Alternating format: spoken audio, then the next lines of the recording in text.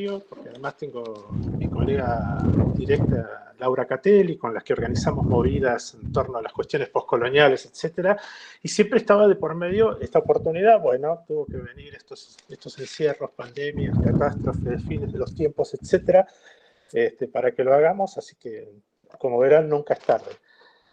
Bueno, hola Sara.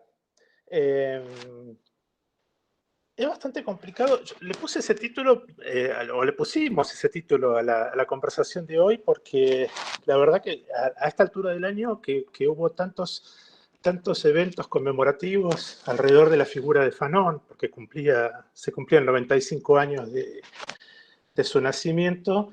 La sensación que tengo, para ser totalmente honestos, para ser parciastas, ¿no?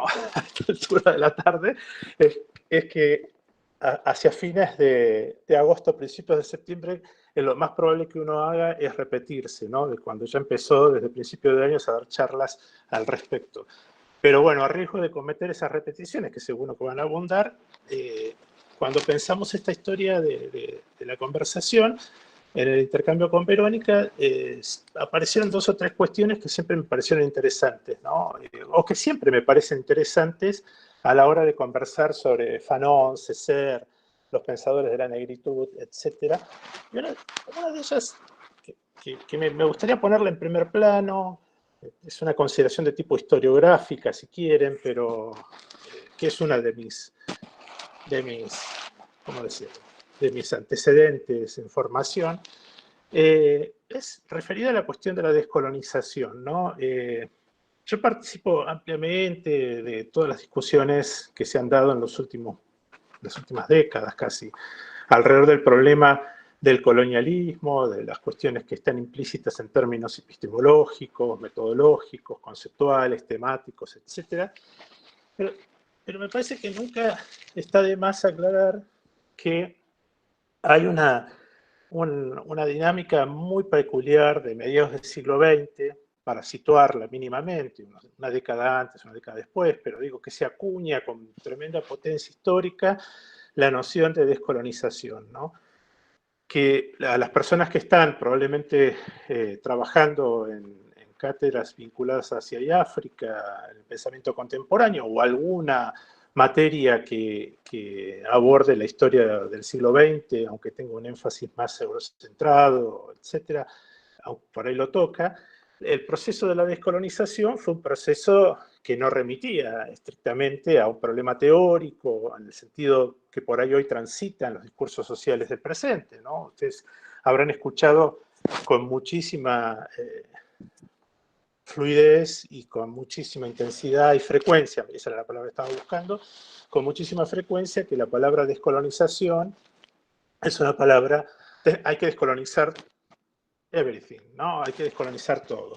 Probablemente sea así, no estoy haciendo ningún alegato conservador al respecto, ni mucho menos, pero me parece que es bien interesante pensar que la descolonización es una palabra fuertemente acuñada en los lenguajes políticos y también en los lenguajes teóricos y en los lenguajes estéticos de mediados del siglo XX, alrededor de los procesos que tuvieron por escenario principal las independencias africanas y asiáticas, y fundamentalmente por los movimientos estético-políticos o políticos directamente, o activistas, etcétera, que se forjaron alrededor de ese enorme abanico de procesos que estuvieron ligados a desmontar el viejo mundo colonial heredado, al menos en estos lugares, desde el siglo XVIII, XIX centralmente.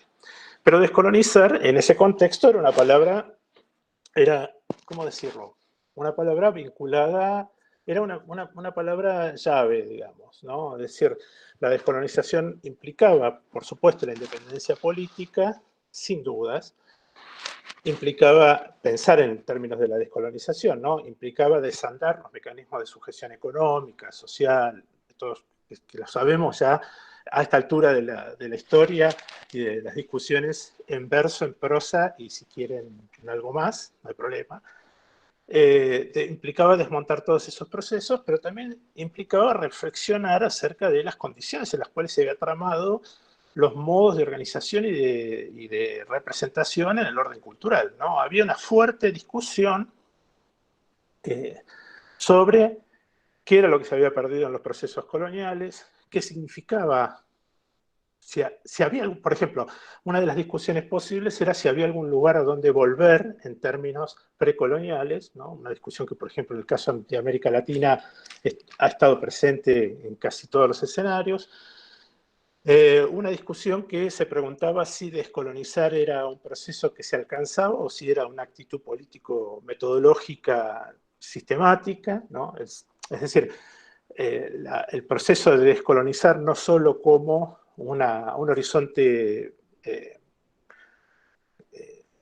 ¿cómo se dice? Un horizonte político, un horizonte, no me sale la palabra, qué horror, eso es utópico, perdón, ¿no? Sino alcanzar en algún momento, ¿no? Y entonces representar la descolonización como un lugar en términos de objetivo, o la descolonización como un proceso sistemático de las prácticas culturales que había que estar todo el tiempo revisándolas, viendo cómo se encarnaban, de qué modo se establecían las relaciones sociales, etc. Es en ese contexto, digamos, absolutamente profuso, heterogéneo, porque es fuertemente heterogéneo, ¿no? Es decir, cuando uno toca a pensadores como Fanon, Césaire, y los intenta poner en el escenario de estas discusiones, o los intenta pensar en estas discusiones, encuentra inmediatamente que más allá de ciertas operaciones estéticas o políticas que estén en sus textos, encuentra que hay una enorme heterogeneidad circundando y alrededor de estas expresiones escritas, ¿no? Que revelan lo que siempre sabemos también de cualquier proceso cultural, histórico, social, que es mucho más complejo, y esta es una palabra que quiero reivindicar, mucho más complejo, mucho más heterogéneo de lo que a veces nuestros tristes tropos, nuestras tristes categorías intentan dar cuenta, ¿no? O intentan representar. Y en ese sentido, entonces, la descolonización es un lugar, ¿no? Un lugar que se puede pensar en términos estéticos, políticos, eh, psicológicos, ¿no? Desde la perspectiva de la subjetividad, desde la perspectiva de las alianzas, etc. Y es un lugar que, en cierto sentido, ¿no? Y esto me parece que es una de las claves por las cuales la palabra descolonización después tiene esa enorme potencia heurística y también esa capacidad casi genealógica, ¿no?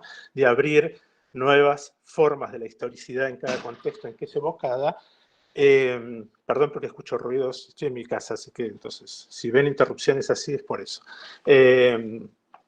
Les decía, esta palabra descolonización, digamos, cuando aparece y tiene una potencia heurística muy particular en distintos escenarios, pero también es una suerte de llave genealógica, en el sentido que permite rehistorizar y preguntar críticamente sobre los presentes y los pasados.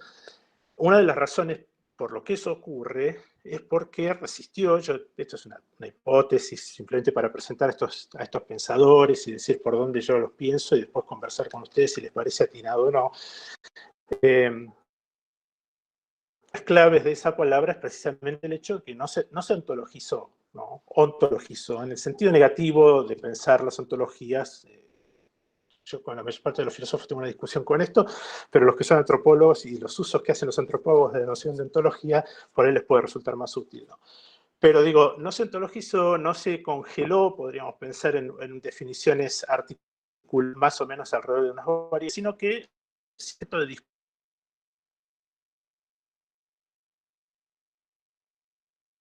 proliferación, la circulación de la palabra en nuestro mundo contemporáneo, además del hecho concreto de que está en la base, ¿no? De casi todos los desarrollos teórico-políticos alrededor de las llamadas teorías coloniales, a las teorías sobre el colonialismo, los últimos casi ya 40 y pico de años, ¿no? La crítica postcolonial con toda esa heterogeneidad, el giro decolonial con toda esa heterogeneidad también, etcétera. La razón que me parece potente, por la cual sigue siendo una clave, es que es una palabra que conecta bien con diversos escenarios, ¿no? Y con diversas situaciones, ¿no? Cuando, y conecta bien y se reenciende bien, ¿no? Este es un punto que me parece bien importante. Es una palabra que, al trasladarse de contextos tan potentes, históricamente tramados como los de mediados del siglo XX, a otros escenarios que no son claramente iguales ni parecidos siquiera, sin embargo, su capacidad de reencenderse, su capacidad de volverse significativa, de proponer un signo, ¿no?, que desestabiliza los marcos interpretativos, ¿no?, en nuestras disciplinas, en nuestras prácticas políticas, etcétera, sigue siendo una cosa llamativa y potente, ¿no? Como no le pasa a muchas otras palabras, ¿no? Esto lo sabemos. Bien, en ese marco entonces yo creo, pienso, no es un problema de fe, sino un problema de pensar el problema, que las escrituras de los pensadores de mediados del siglo XX, los sitúo ahí porque es ahí donde empieza la emergencia en el sentido de emerger, ¿no?, de estos pensadores como figuras claves, contemporáneas, etcétera, aunque digo, Césaire escribió hasta hace poquitos años antes de morirse, eso es otra cuestión. En ese marco, entonces, las figuras de pensadores como ellos, como Fanon, Césaire, pero tantos otros también, ¿no? Es decir, hoy nos concentramos en ellos porque es un poco que uno habla de lo que más sabe por ahí. Yo sé más de Fanon, inclusive, que de Césaire. Pero es cierto que si uno mira, abre el mapa, por ejemplo, el mapa caribeño de los años 50, 60, encuentra una heterogeneidad. Entre los 40 y los 60, por ejemplo, del siglo XX, encuentra una enorme heterogeneidad de pensadores clave, ¿no?, sobre los procesos culturales, coloniales, etc. Pero bueno, hoy toca esto, ¿no? Pero digo, en ese contexto de discusión de los procesos coloniales en términos de su capilaridad, podríamos pensar, estas figuras son figuras clave, ¿no? Porque acertaron los dardos, digamos. Este es un poco el escenario que me interesa siempre poner en primer plano. Acertaron por dónde iban las discusiones que aparecían como cruciales al discutir el colonialismo y que no sorteaban justamente el problema de cómo el colonialismo afectaba, ¿no?, la organización de nuestra psiquis, la organización de nuestras relaciones sociales, las expresiones culturales que producíamos en la relación social, etcétera, etcétera. Yo siempre digo ahí que si uno le sigue la pista a pensadores como Césaire y Fanon, encuentra un problema que no es igual para nada en otras situaciones coloniales, pero que me parece que es muy potente desde el punto de vista de cómo pensar esto que devela, ¿no?, desvela al pensamiento del giro decolonial, en parte, que es la relación entre la modernidad y la colonialidad, ¿no? Pero, ¿por qué lo digo? Fíjense, porque tanto Fanon como Césaire, a diferencia de otros pensadores y pensadoras de escenarios coloniales, deben lidiar con el problema del colonialismo, está claro, pero deben lidiar con que las herramientas que disponen para pensar ese mundo, por lo general, y casi exclusivamente, son las herramientas que aprendieron en el mundo colonial, ¿no? Es decir, esto es bastante obvio en Fanon, en Césaire lo mismo es, ¿no? Pero en Fanon es casi enfático, esta historia es casi transparente.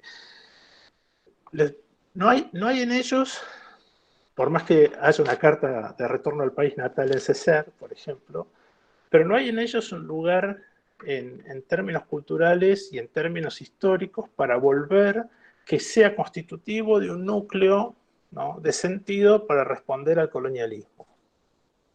No lo hay en términos lingüísticos, ¿no? No hay una lengua nativa.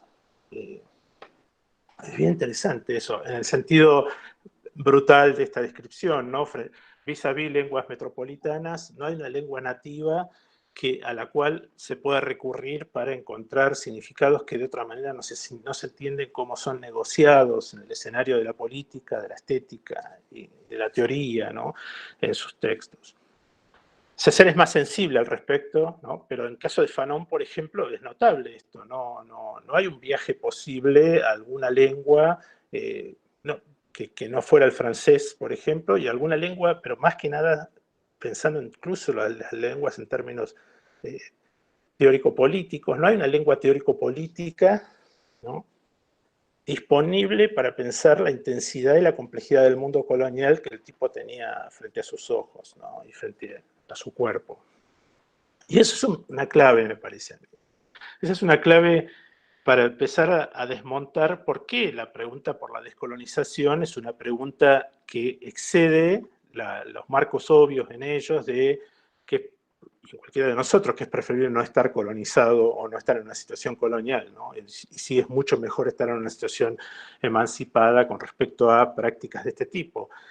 Y es el hecho de que deben hacerse la pregunta casi sistemáticamente por el problema de la subjetividad, ¿no? Como sea que se la conciba, digamos, yo no uso esta noción en términos demasiado técnicos, no me sumerjo tanto en esa zona.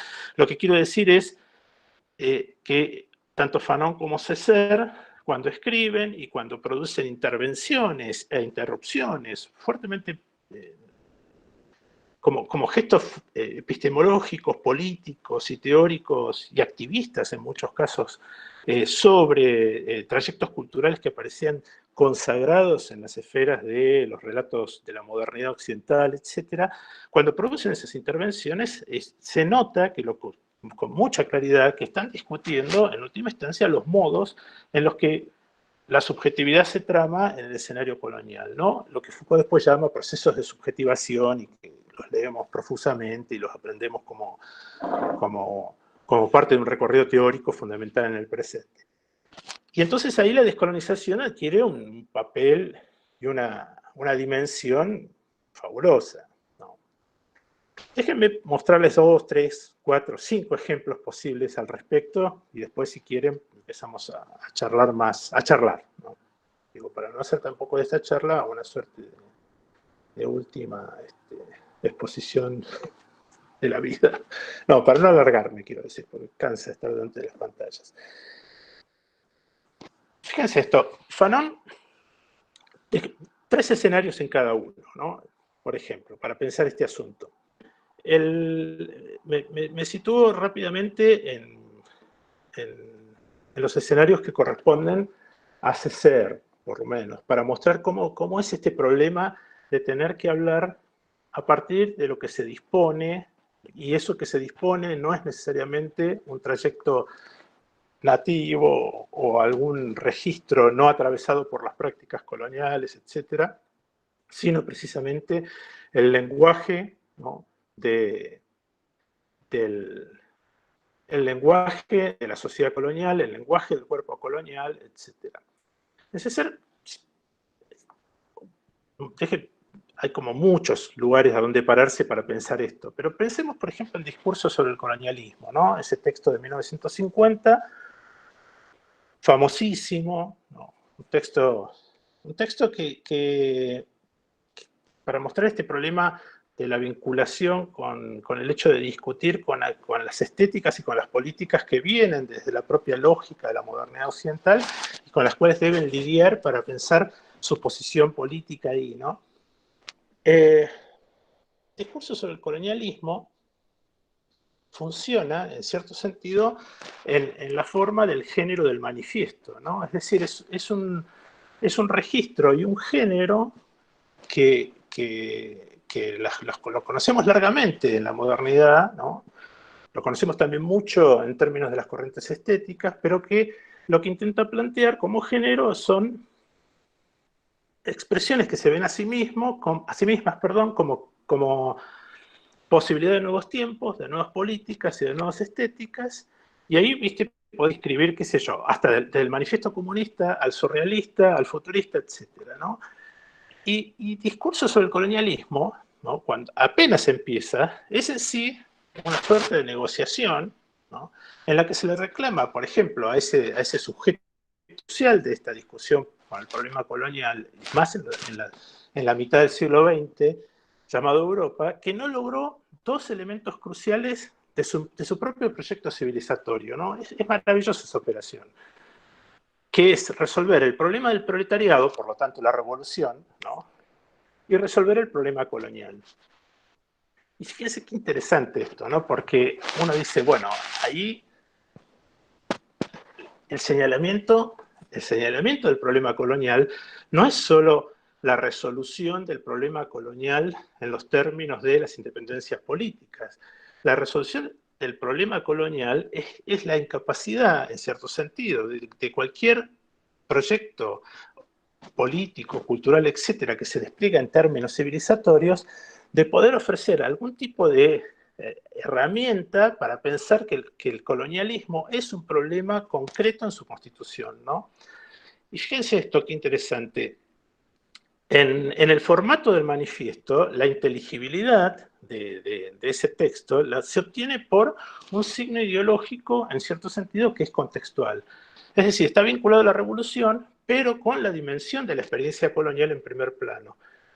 Una dimensión que interrumpe todo el tiempo las operaciones coloniales y sus modos de significar, ¿no? Preguntar por el colonialismo en discursos sobre el colonialismo no es solo una declaración acerca de la dominación europea y del fracaso civilizatorio que esa imagen que proyecta Césaire apenas empieza, ¿no? De Europa está puesta en el banquillo de los acusados, etcétera, con respecto a su civilización, de que no ha podido llevar adelante su propio proyecto civilizatorio, sino que la inclusión de la dimensión colonial en discursos sobre el colonialismo lo que pone en primer plano es que una pregunta que a ingresar la dimensión colonial a la pregunta por la política va a poner en zona de riesgo las certidumbres que tenemos sobre cómo funcionan las operaciones conceptuales, categoriales, etcétera, en el mundo contemporáneo.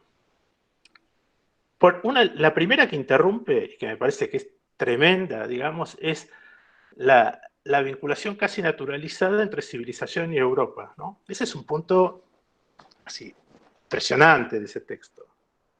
Porque lo que muestra centralmente es que Europa desplegó, en términos históricos, con las empresas coloniales, un poder necrótico por siglos, ¿no? Y que ahora se le había vuelto sobre sí mismo, porque está reflexionando también sobre toda la experiencia nazi. Ese es un escenario, pero de lo que quiero rescatar de ese escenario en Césaire, ¿no? Es que está escrito en el modo del manifiesto, tiene todas las operaciones, podríamos decir, estéticas y políticas del modo del manifiesto, tiene la misma, inclusive, intención declamativa, expresiva, etcétera, de los manifiestos, pero el signo colonial es un signo diferente en toda esta escena, ¿no? Es un signo que interrumpe, vamos a decirlo de este modo, rápido y mal, ¿no? Interrumpe el modo en que la palabra civilización funciona, interrumpe el modo en que se dan las filiaciones naturales entre civilización y un espacio geohistórico, interrumpe también una cosa bastante interesante que es la temporalidad de ese orden histórico, ¿no? Enunciado por el vínculo entre civilización y Europa, por ejemplo. En el sentido que la historia colonial parece revertir sobre el espacio metropolitano. Ese es el escenario. Un segundo ejemplo, también lo digo muy rápido, que es muy bueno, qué manera de calificar, pero bueno, ustedes disculpen este tipo de liviandad en los adjetivos, pero digo, es un ejemplo muy, muy interesante para pensar este tipo de problemas, que es ahora en la obra, en la dimensión de la escritura dramatúrgica de Césaire, ¿no? Cuando escribe une tempête, ¿no? Una tempestad, ¿no? Que es evidentemente una variación, está muy claro, de la obra de Shakespeare, The Tempest, ¿no? La tempestad. A propósito, aprovecho para decirles que hay un trabajo, un libro reciente que se publicó en Prometeo de Matilde Escobar, que se centra en esta problemática de Césaire. Así que vayan a verlo. Matilde Escobar Negri, y después les paso el título. Yo escribí el prólogo y fui su director, pero la verdad que el título es tan largo que siempre me lo olvido, pero el libro está de lujo, así que se los recomiendo. Miren esto. En ese desplazamiento, hay un desplazamiento ahí, ¿no? Si uno piensa en la cuestión de Shakespeare, que es la tempestad a una tempestad. Me interesa marcar ahí dos desplazamientos posibles. El primero es uno con respecto a los personajes, ¿no? Donde Caliban, ¿no? ese habitante rústico, salvaje de la isla gobernada por Próspero, adquiere acá, ¿no? Una centralidad inusitada, muy fuerte, muy importante, en comparación con el lugar que tiene reservado en The Tempest, ¿no? La de Shakespeare. Y el interés recae en él porque es en su cuerpo donde recaen las operaciones coloniales que se vuelven explícitas, ¿no? Y al mismo tiempo, lo que pasa ahí cuando produce ese desplazamiento César, como diría el propio Omeíbaba, ¿no? Ahí se introduce una suerte de inquietante signo nativo en la lengua del colonizador, una lengua, un signo que perturba la presencia colonial, ¿no? Al poner el foco, digamos, en el personaje de Calibán.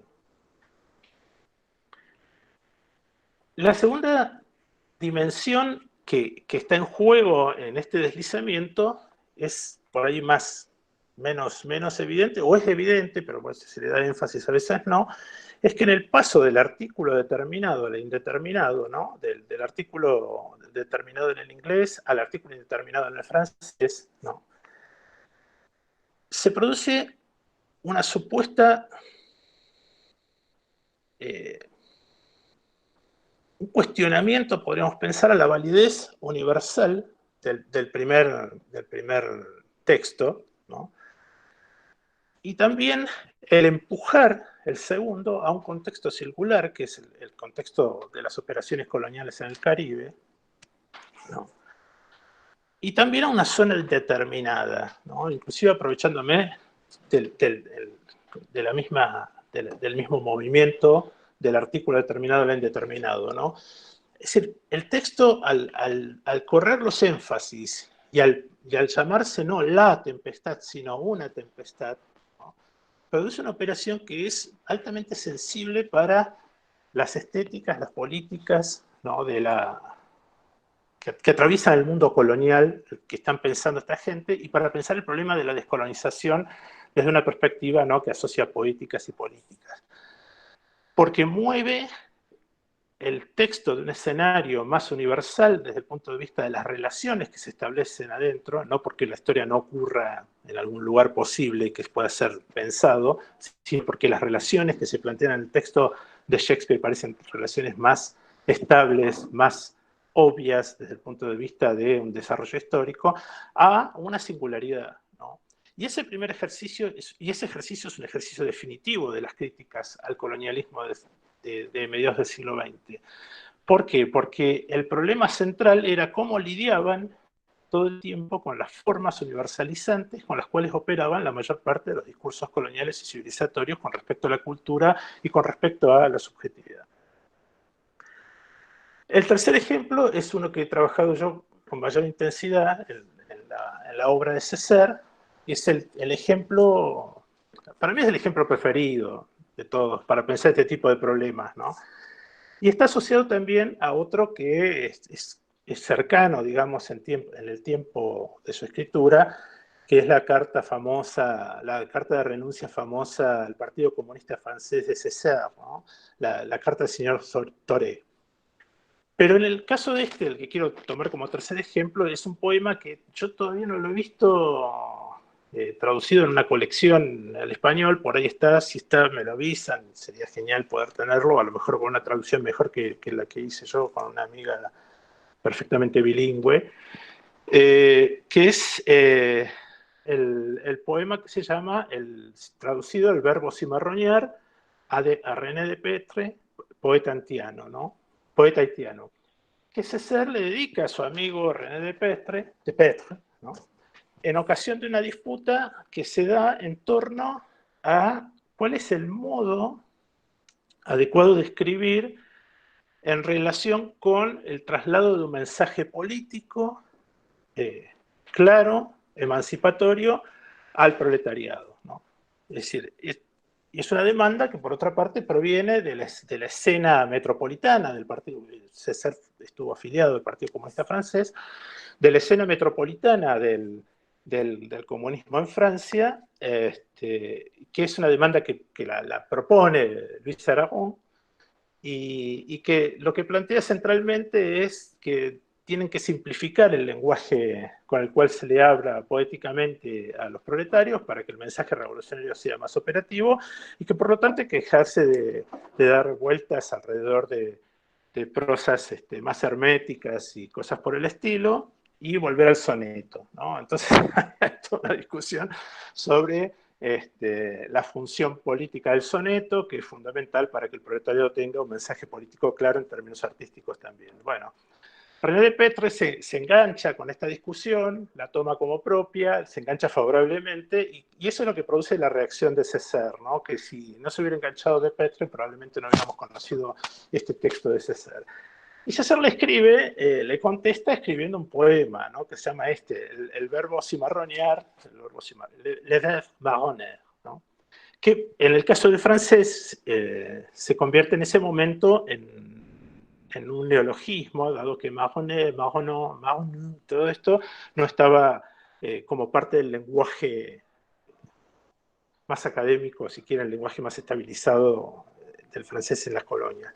En el español, paradójicamente, es un término muy conocido y de amplia circulación, ¿no? El cimarronaje, el cimarronear, etc. Y que alude directamente a la experiencia práctica, concreta, histórica de las personas esclavizadas en las plantaciones que huían hacia los palenques, quilombos, etcétera, para tener una experiencia de libertad posible en algún momento de sus vidas, ¿no?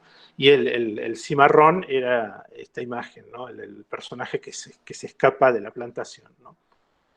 Y en el poema pasan muchas cosas, pero lo que pasa centralmente, y que me parece que es toda la potencia y que está vinculada justamente a esta operación de interrupción de la lógica colonial, de las formas de afiliación entre conceptos y cosas que el colonialismo produce, se ve justamente casi al final, ¿no? Del poema. Porque el poema es una suerte de narrativa de recordatorio permanente, donde Césaire le dice a Despetre, ¿cómo es posible que no te acuerdes de la negritud? Le dice, ¿cómo es posible que no te acuerdes de la negritud? ¿No? Del movimiento estético político que nosotros fundamos, prácticamente le dice eso. ¿Cómo es posible que no te acuerdes de las experiencias de las plantaciones, de los ojos rojos de Ron, ¿no? Evocando las tardes posteriores a las plantaciones, ¿no? Al trabajo en las plantaciones? ¿Cómo es posible que no te acuerdes de la voz tensa del tambor de tu voz y cosas por el estilo, y ahora obedezcas las órdenes de los amos, de la estética y de la política, del mismo modo que antes obedecíamos, porque estaba la vida en juego, ¿no? A nuestros amos del látigo, ¿no? Y es impresionante porque el poema termina con una suerte de concesión y evocación de cómo producir un momento revisionista de la cultura, porque lo que le dice concretamente Césaire Despetre es: mira, si querés pasarte una temporada alrededor del molino, del poema pensado en términos del soneto, que es igual al molino que muele la caña de azúcar, al cual le revolotean las moscas, pasate una temporada, no hay ningún problema. Pero después de eso, te propongo algo. Querríamos, fíjense, ¿no? Termina así, ¿no? Querríamos que bebamos y que cimarroneemos, ¿no? Como antes cimarroneábamos a nuestros amos del látigo. A mí, ese pasaje lo leí hace muchos años, nunca lo había vuelto. Muchos años quiere decir 20, qué horror. O 22, una cosa así. Y nunca había vuelto sobre él hasta hace poco, 6, 7 años, en términos de una pregunta más teórica como esta, más conceptual. Me encontré ahí con el pasaje con la lectura que hace James Clifford, ¿no? En 1995, en ese libro tan maravilloso de Clifford, Dilemas de la cultura, ¿no? The Predicament of Culture, ¿no? Que está en inglés, donde él dice, este es un gesto revisionista de la cultura. Lo que está pasando al final de ese poema es precisamente ese gesto revisionista de la cultura. Y si uno lo piensa en el contexto en el cual esta operación del poema se despliega, porque es un poema que Césaire lo reescribió, lo atemperó, porque bueno, la vida tiene amistades y la vida tiene afectos, y a veces las acusaciones en un primer momento pueden sonar mucho más fuertes y después no tanto, etcétera, y cambian las posiciones, etcétera. Es decir, tiene dos momentos de escritura, en los años 50 y en los años 80, el poema, Pero digo, pero el punto que me parece valioso para pensar este problema de la descolonización, de qué implica la descolonización cuando dispones de un lenguaje y no dispones de otro, y toda esta cuestión, es que el poema interrumpe precisamente la lógica de filiación, ¿no?, que se espera cuando aparece una orden en términos epistemológicos, cuando aparece un intento de normalización, ¿no?, en términos políticos, teóricos, epistemológicos, estéticos, ¿no? Y la propuesta no es, tengo una opción tan normalizadora, tan estable y tan ontológicamente definida como la que me propone el soneto Aragón, el Péchec francés, y etcétera, ¿no?, sino que lo que tengo es una zona de alta inestabilidad, de profunda inestabilidad, ¿no?, de profunda contingencia. Reír, beber y cimarronear. Es muy impresionante. Si uno recorre a otros ejemplos de hacer, este tipo de escenas abundan, ¿no?, por todos lados. En el caso de Fanon, siempre los cuento más, todos estos ejemplos, hay también ejemplos bien concretos al respecto, ¿no?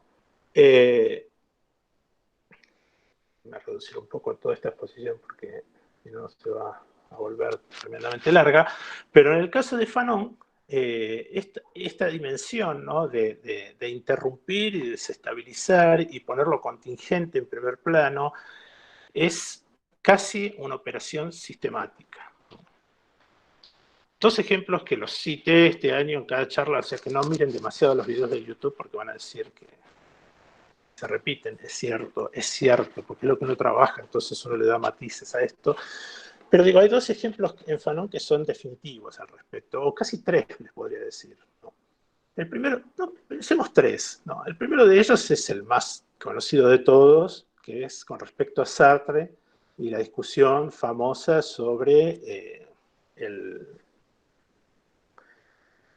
capítulo de Piel Negras, Máscaras Blancas, un libro publicado en el año 1952, ¿no?, donde discute básicamente en ese capítulo la perspectiva de Sartre de que la negritud como movimiento... Ah, perdón, hay preguntas, las contesto después porque no estaba mirando justo el costado. Sí, sí. Sí, las lenguas creol, sí, perfecto. Sí, sí, ahora lo charlamos. El ejemplo de Sartre en las lenguas nativas. A las lenguas nativas, perdón. El ejemplo de Sartre en Piel Negras, Máscaras Blancas. La discusión ahí es preciosa porque Fanon contexta en ese capítulo a una suerte de comprensión de Sartre acerca de cómo se dan los procesos de la crítica del colonialismo en el mundo contemporáneo, ¿no? Y lo toma a partir de un prólogo que escribe Sartre a una colección de poesía malgache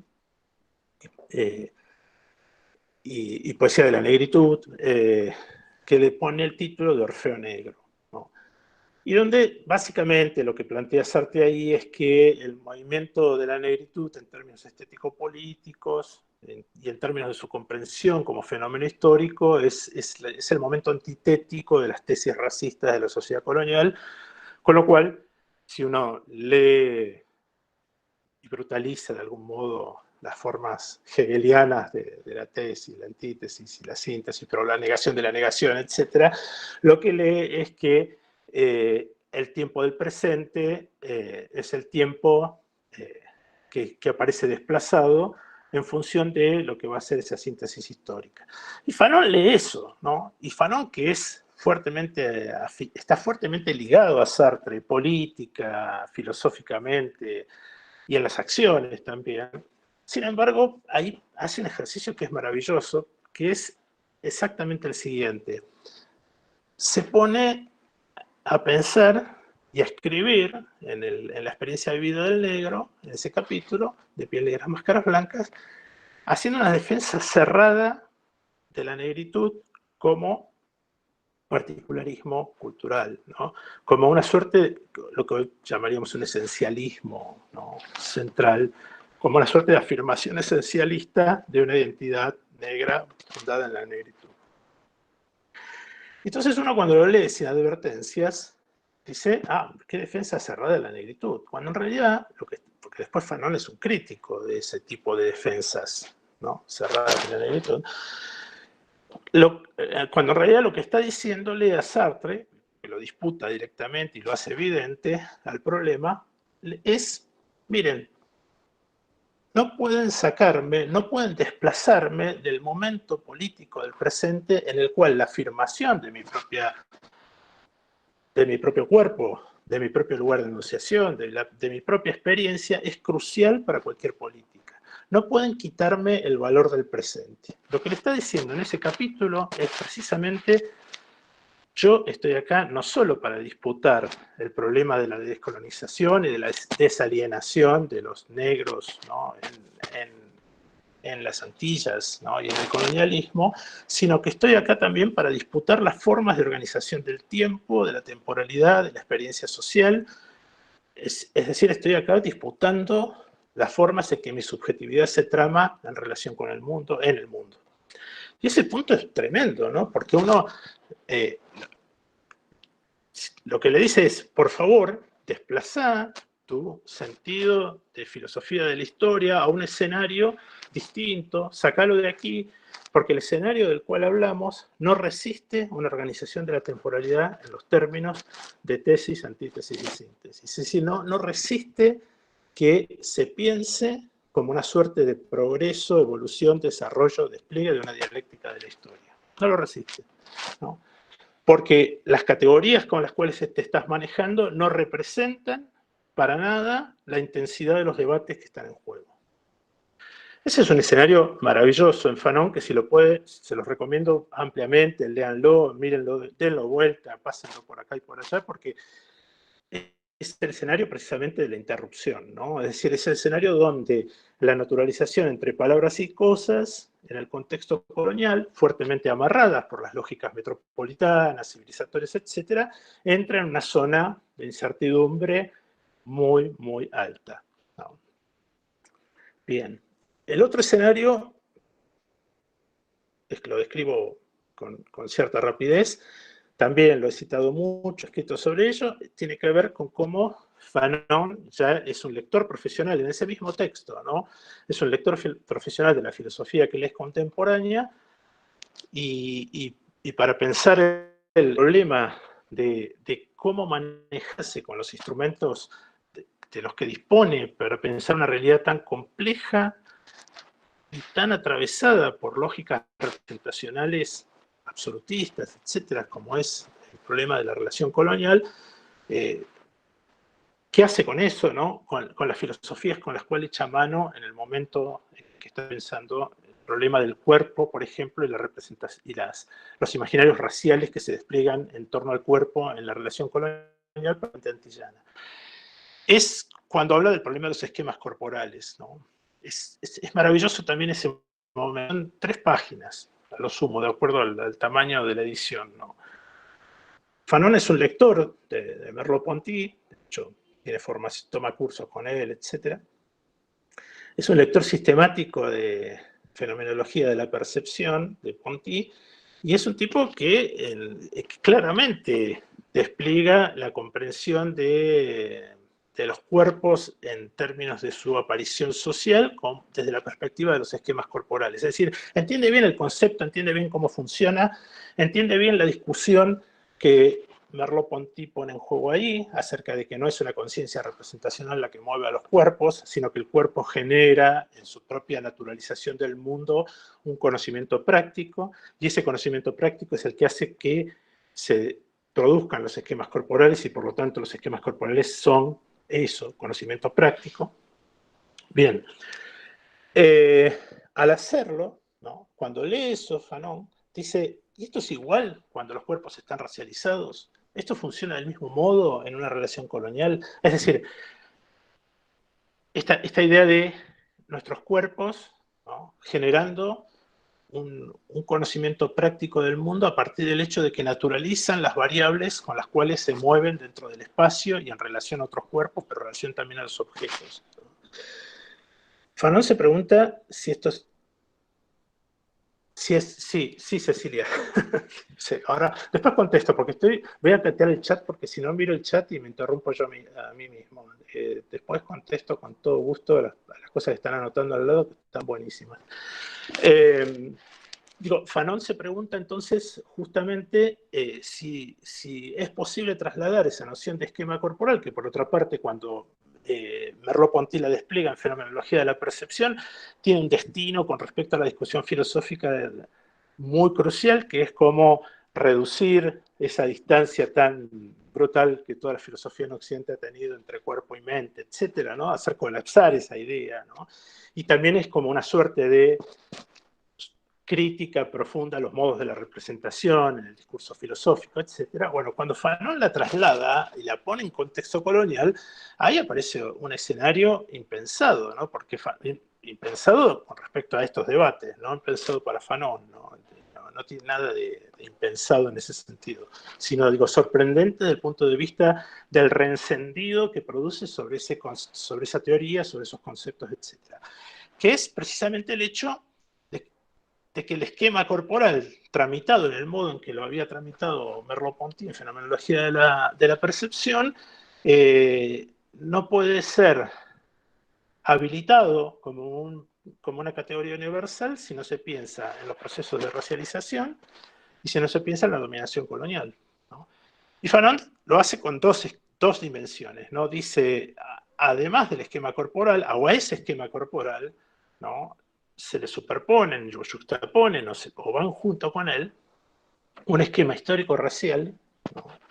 Y un esquema epidérmico-racial, ¿sí? Un esquema histórico-racial abonado infinitamente por todos los discursos que tienen que ver con los racismos consuetudinarios, con la construcción de los imaginarios racializantes, etcétera, acerca de la condición degenerada de los cuerpos no negros, no blancos, etcétera, etcétera, que las conocemos también en verso, no me voy a detener en eso, digo, cualquier discurso racializante de la modernidad, casi, por lo menos en relación con la afrodescendencia, está vinculada fuertemente a ese tipo de lógicas, del siglo XVI, me atrevo a decir con casi certidumbre, aunque se articulan más potentemente cuando el vínculo aparece en términos de la ciencia fines del 18, principios del 19.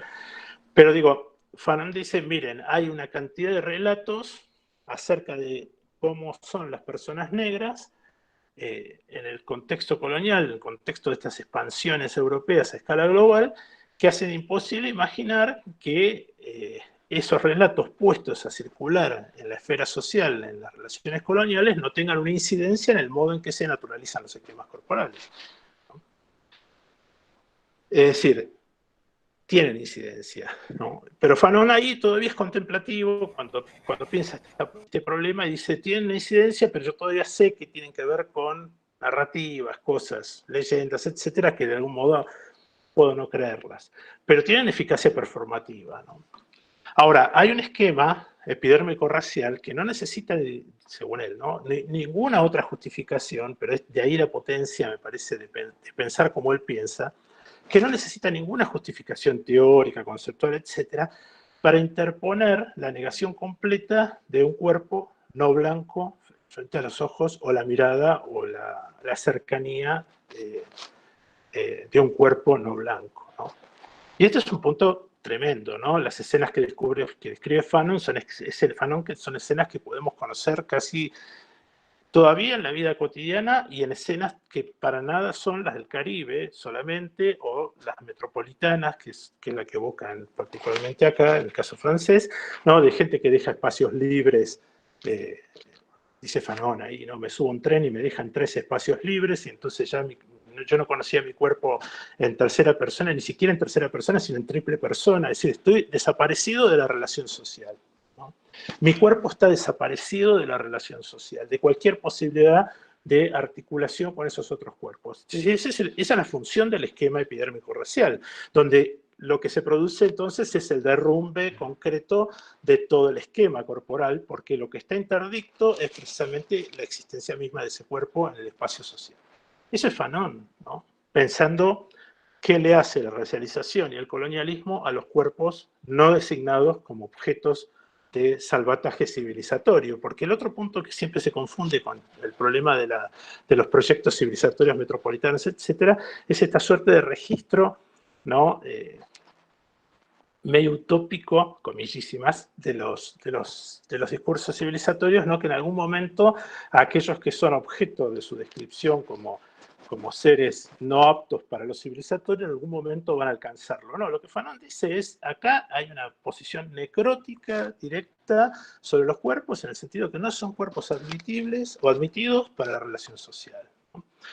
Pero fíjense, no me quiero ni ir ni más allá ni mucho más acá de este problema. Lo que el tipo está pensando en el esquema corporal. Ahora, ese esquema corporal, atravesado por la lógica del colonialismo, ya es otra cosa, ¿no? Es decir, ya no puede funcionar, uno no puede volver después a cualquier lectura que evoque la noción de esquema corporal, después de Fanon, ¿no? Después de Fanon, en 1952, quiero ser enfático con esto, después de leer ese texto, uno ya no puede volver, pasar la página de un texto que diga los esquemas corporales, bla, bla, bla, no, sin esta advertencia epistémica, política, sin esta poética de la teoría que despliega el propio Fanon para mostrarte cómo, en 3 páginas, cómo los esquemas corporales pensados como una forma de naturalización del cuerpo, atravesados por lógicas coloniales y racializantes, no funcionan, pero además son otra cosa, ¿no? Bueno, de estos escenarios es sumergirse en alguno de estos autores, pero por ejemplo en la escritura fanoniana es sumergirse un ratito y aparecen a montones. Hay un último en Fanon que evoca el momento postcolonial, que me parece súper atractivo en términos de las lógicas de nuestros debates contemporáneos, ¿no? Y es el que va hacia finales de los Condenados de la Tierra. Ya termino, juro que ya termino.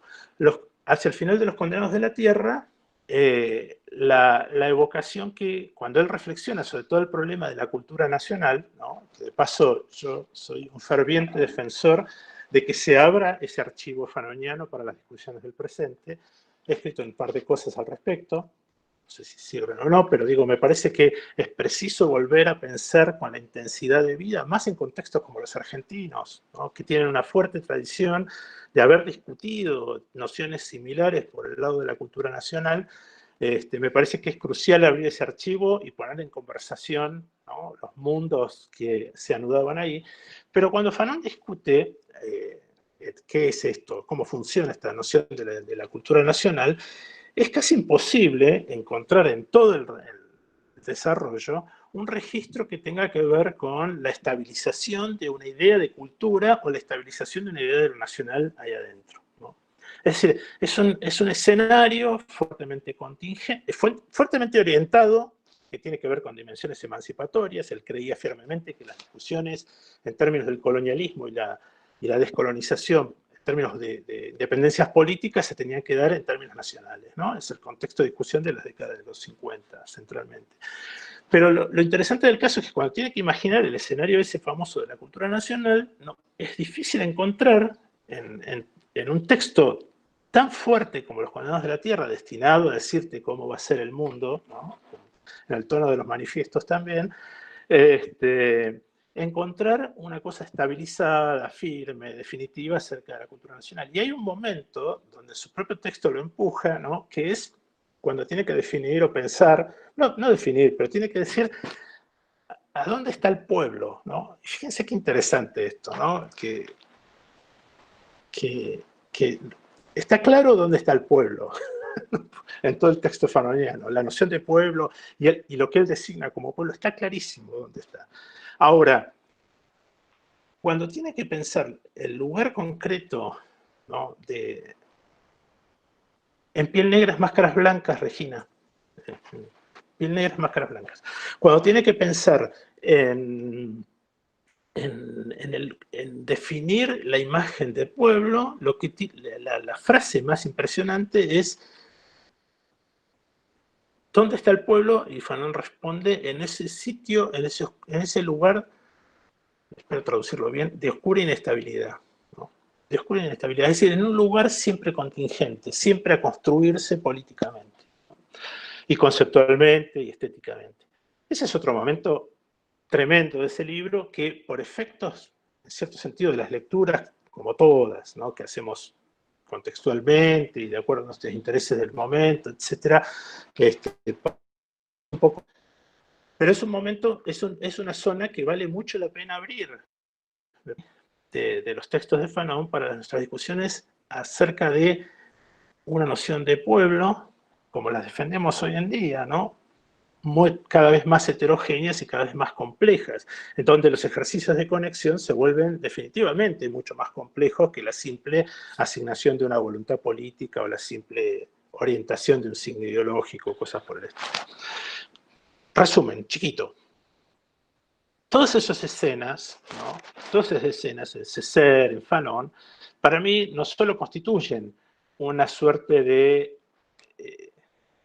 inmersión en los problemas de la descolonización, que era el gran tema, ¿no?, de mediados del siglo XX, sigue siendo un gran tema, pero tenía una densidad histórica diferente, ¿no?, mediados del siglo XX, sino que además me parece que si uno piensa en clave de la relación de descolonización e imaginación del mundo puesta en juego para la acción política, es donde mejor operan estas poéticas y estas políticas en los dos autores, ¿no? Es decir, es donde mejor se comprende que nada depende de un lenguaje teórico estabilizado ni nada depende de un canon estético estabilizado, ¿no? Hay una zona de alta experimentación porque justamente el mundo que están tratando de tramar es un mundo de alta complejidad, de situaciones contradictorias, etcétera, etcétera, etcétera, etcétera, etcétera. Bueno, me paro. Contexto rápidamente la observación de Milena. Está que está, la contesto ahora. Ella dice, pregunta sobre la lengua nativa en el espacio caribeño. Sí, las creoles sí, en ese sentido sí. Lo que yo estaba tratando de señalar simplemente es que que Fanon en particular, no tiene, Césaire tiene otra proximidad, ¿no? El ejercicio de Fanon con el neologismo es el ejercicio también de la cercanía con todos estos registros que vos estás evocando ahí, Milena. Pero me refería, viste, a una cosa mucho más contundente, que por ahí lo ves en otras experiencias históricos-sociales. No sé, por ejemplo, los conflictos actuales en el Wallmapu, ¿no? El mapuche es una lengua activa en el sentido cabal del término en todos los registros posibles. No es, hay muchísimo integrado y construido a partir de un desarrollo histórico muy potente, muy estabilizado en algún sentido, etcétera, etcétera. En gentes como Fanon, ese tipo de registro no está disponible. Está sí cierto registro creol, cierto registro de modos de hablar, si querés, del francés en las colonias y cosas por el estilo, pero no hay un anclaje que no lo estoy para nada objetando. Lo que estoy diciendo es que es una situación histórica distinta, mismo del Caribe con respecto a otras situaciones histórico-sociales, ¿no? Si hay algo que el Caribe también es una señal clarísima de todos los procesos de la modernidad y de la colonialidad, son los sucesivos traslados poblacionales, los sucesivos desastres con respecto a las poblaciones nativas del Caribe, sustitución de población, migraciones, etcétera, etcétera, que tal vez sean uno de los lugares con mayor intensidad desde el punto de vista histórico, político y lingüístico a escala planetaria, ¿no? Uno de los lugares más afectados por las lógicas del despliegue del capitalismo y de la modernidad, ¿no? En ese sentido lo decía, en el sentido de que no hay un registro del tipo, por ejemplo, no sé cómo decirlo, a ver, para que no quiero cometer un crimen de expositivo, pero digo, no hay un registro ancestral en términos de una filosofía que esté a mano para volver. Después se encontraron esas cosas, después se las pensaron, etcétera, pero lo que ellos hacen, no estoy diciendo que no los haya, lo que estoy diciendo es lo que hacen. Lo que Fanon fundamentalmente hace es lidia con el lenguaje que tiene en las manos, el lenguaje en términos de lengua y en términos de lenguaje político y teórico. Ese era el énfasis, nada más. Bueno, pero no sé quién está a cargo. Bien, hay algunos comentarios y algunas preguntas más. Te voy comentando, ¿querés? No escucho. No, digo que hay algunas preguntas, algunos comentarios más. No sé si querés que te los Sí, lea. sí, yo Sí. dispuesto a lo que quieran, ¿eh? Acá estoy. Bien. Acá, bueno, Ceci dice, similar a la ¿Está discusión con escrito? Memmi y el mundo judío de Sartre. A ver, decime de nuevo. Dices, Ah, lo que está escrito es... sí, similar a la Ah, discusión con Cecilia Pinto, Memmi. sí. Sí, Sí, sí, bueno, porque fíjate, Cecilia, mira, la charla, bueno, yo decía que Fanon tiene una fuerte discusión, una fuerte amistad con Sartre, no es simplemente que se juntaban para hablar de política, ¿no? Se leen mutuamente todo el tiempo, además de que se juntan y están en la clandestinidad, ¿no? Tienen un famoso encuentro que narra Simone de Beauvoir en La fuerza de las cosas, que es un encuentro en Italia, en la clandestinidad total, es muy, muy bonito como lo describe Simone, ¿no? Pero digo, por ejemplo, toda la reflexión sobre la cuestión judía que hace Sartre está incorporada en el debate de Fanon. Y Memmi, cuando escribe Retrato del colonizado y del colonizador, por lo menos en ese texto de Memmi hay una fuerte sincronía con, con, con Los Condenados de la Tierra y los textos de Fanon. Sí, yo en el libro que escribí sobre Fanon, el libro, retomo esos textos de Memmi y compañía, digo, para mostrar los contextos de lectura que hubo en las décadas del 60, particularmente después de la edición post-mortem de Los Condenados de la Tierra en el año 61. Después hay otra relación que es muy, en esa relación, digamos, sobre el mundo judío, etcétera, pero Sartre, digo, desplazándome un segundo sobre eso, es muy interesante lo que pasa cuando uno lo mira desde el tema, desde la lógica de los modelos de intelectual, ¿no? Que circulan en relación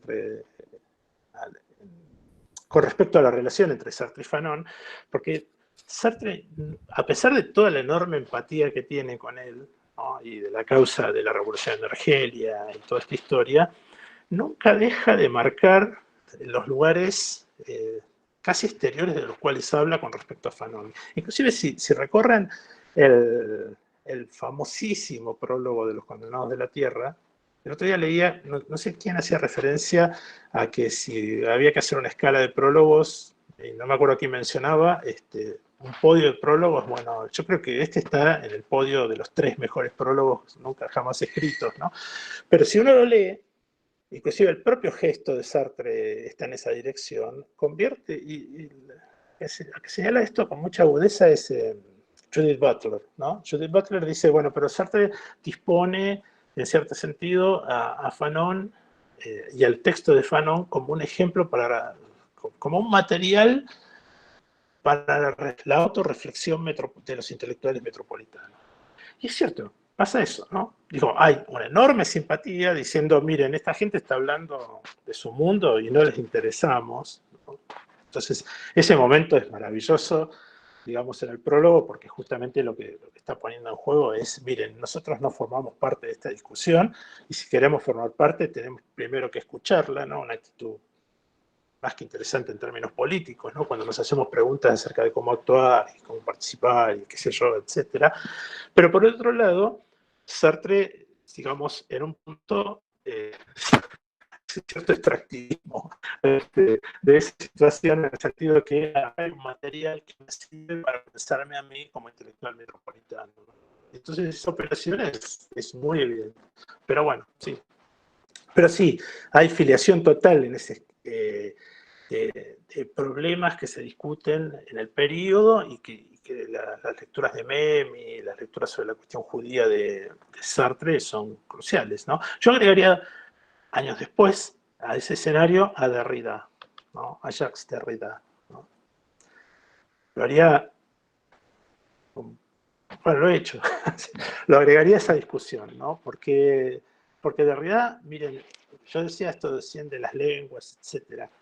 Si uno lee El monolingüismo del otro de Derrida, y lo lee no solo en términos de un registro filosófico o intercultural o como quieran pensarlo, ¿no? Pero si lo lee simplemente desde, no, simplemente no, nada menos que desde la articulación de una subjetividad entre mundos, ¿no? Como era la de Derrida, ¿no? Otro norafricano, por otra parte, ¿no? Fanon es norafricano por adopción, Derrida es norafricano.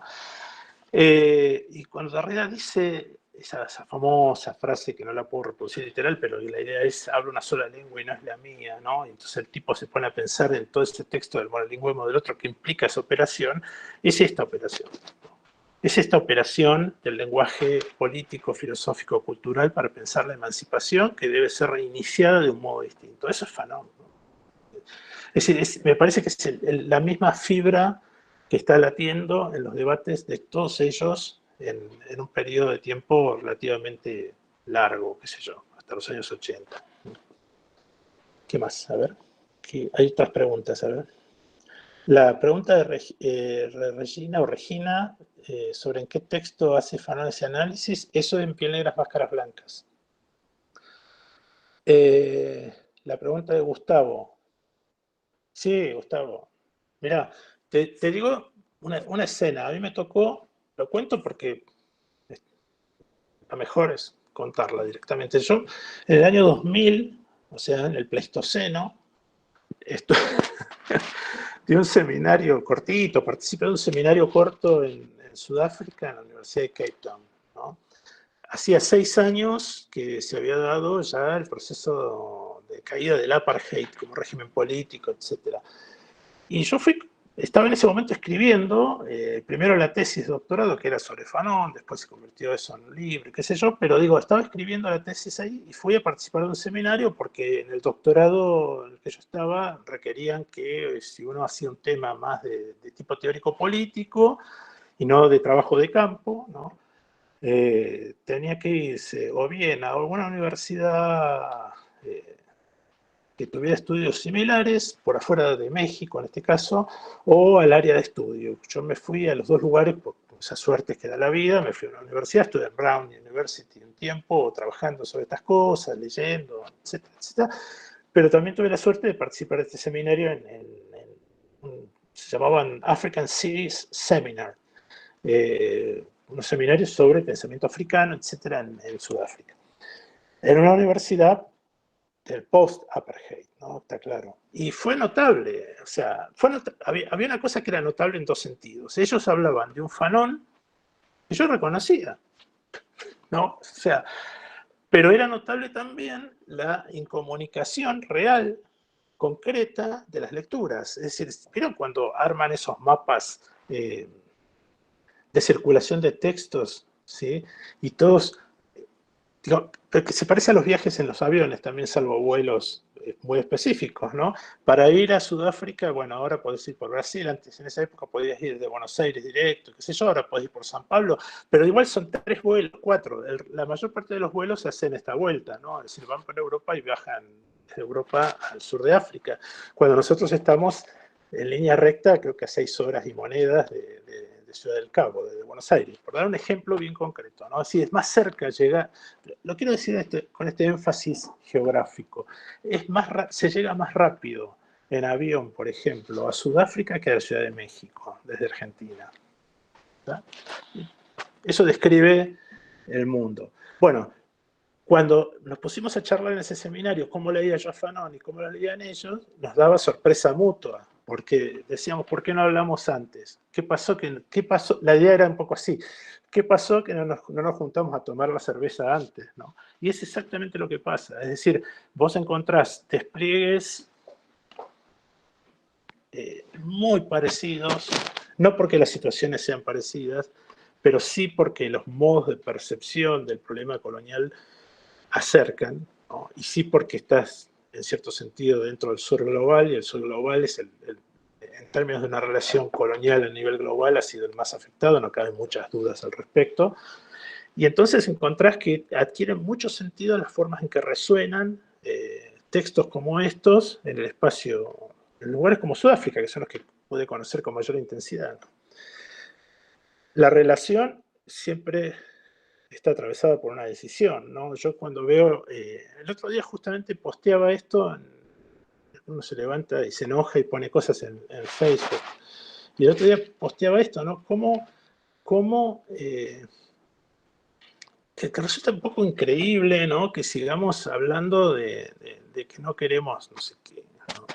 Tal acuerdo comercial, tal otra cosa que definitivamente lo podemos seguir haciendo, ¿no? No es un problema de objetar o no objetar, sino lo que me llama la atención es los pocos centros, ¿no?, de investigación que hay todavía en un lugar como Argentina destinados a pensar los mundos que no sean Europa, aunque hay pocos, ¿no?, ni Estados Unidos, y hay muy pocos, ¿no? Es muy extraño esto, ¿no? Es decir, opinamos sobre China, sobre África, o sea, opinamos cosas que no sabemos, o sea, no sabemos por dónde van las conexiones. Digo, no estoy hablando de excelentísimos colegas que trabajan, ustedes son unos de ellos, en cátedras que se dedican a estos temas y qué sé yo, pero digo, la densidad, la falta de esto como una política real y concreta de conexión con el mundo, por los intereses que quieran, ¿eh? Después podemos discutir si son para intereses comerciales, culturales o lo que fuere, no importa, pero es notable. Entonces, todas estas dimensiones aparecen mediadas, ¿no? Muy mediadas. Cuando uno mira, por ejemplo, hay trabajos muy interesantes sobre uno de Martín Vergel, si no me equivoco, sobre los orientalismos en Argentina, ¿no? Centralmente mediados por las lógicas de los orientalismos europeos, ¿no? Por ejemplo, ¿no? Y este tipo de operaciones a pasto, sí. Nos cuesta la relación, pero no debería costar. Pero al momento de establecerse es una relación que fluye, ¿eh? Porque es increíble la cantidad de conexiones que se pueden establecer. Bueno, Araceli dice muchas gracias, de nada. Afano que nos permita, ¿no?, se parece a negro de escena metropolitana, sí. Bueno, de nada. Está bien. Gustavo Waslet, ¿qué contención de la negritud y la neoesclavitud, discriminación frente a un nuevo proceso civilizatorio, cuestión del discurso de la... Uf. Y que estamos en problema, Gustavo. O sea, que falta... Se empata con lo que venía diciendo, así que falta mucho trabajo. Porque esto, miren, reflexionar sobre estos temas y trabajar en el conocimiento de sociedades distintas a las argentinas, por ejemplo. Estoy hablando más para los argentinos ahora, pero creo que le cabe el sello al resto de latinoamericanos que andan dando vuelta en este momento. Son 160 personas, algunos debe haber. Y en la medida que uno deja de trabajar estos temas, la biblioteca vuelve a su estabilidad, ¿no? Yo siempre digo, yo trato de pensar todo esto porque es mi campo, es lo que sé hacer, no porque sea nada especial. En términos de cómo amplío una biblioteca en la discusión, una biblioteca filosófica, ¿no?, que se trame a partir también de textos como estos. Césaire, Fanon, qué sé yo, todos los que quieran. ¿Cómo textos esa biblioteca? No para que le den un lugarcito, sino cómo estos textos desestabilizan una biblioteca filosófica asentada por distintas razones canónicas, etc. Justamente estoy escribiendo con una colega, estamos escribiendo un ensayo acerca del canon, filosofía, etc.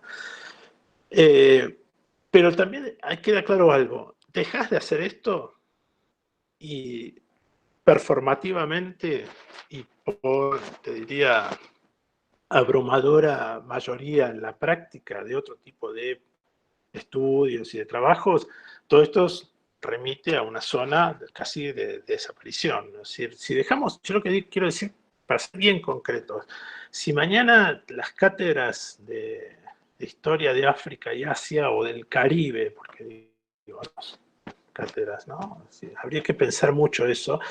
En las universidades argentinas se tramitan como cátedras de cultura contemporánea, adiós, ¿no? Es decir, listo. O sea, volvemos a una biblioteca fuertemente atravesada por las dinámicas de la colonialidad del saber, etcétera, etcétera.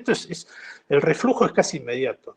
Entonces, cuando preguntás por la contención de la negritud y la neoesclavitud, y lo discursivo, y es un tema, ¿no? Un tema que podés ver con altibajos obviamente hay que ser preciso ahí, ver de quién hablamos, cómo, cuándo, dónde, pero la experiencia indica que desactivaste un programa específico o desactivaste una política específica y el reflujo es casi inmediato porque el escenario mayoritariamente no está dispuesto a favor de este tipo de estudios o de este tipo de reflexiones, ¿no? Araceli, de nada, Araceli.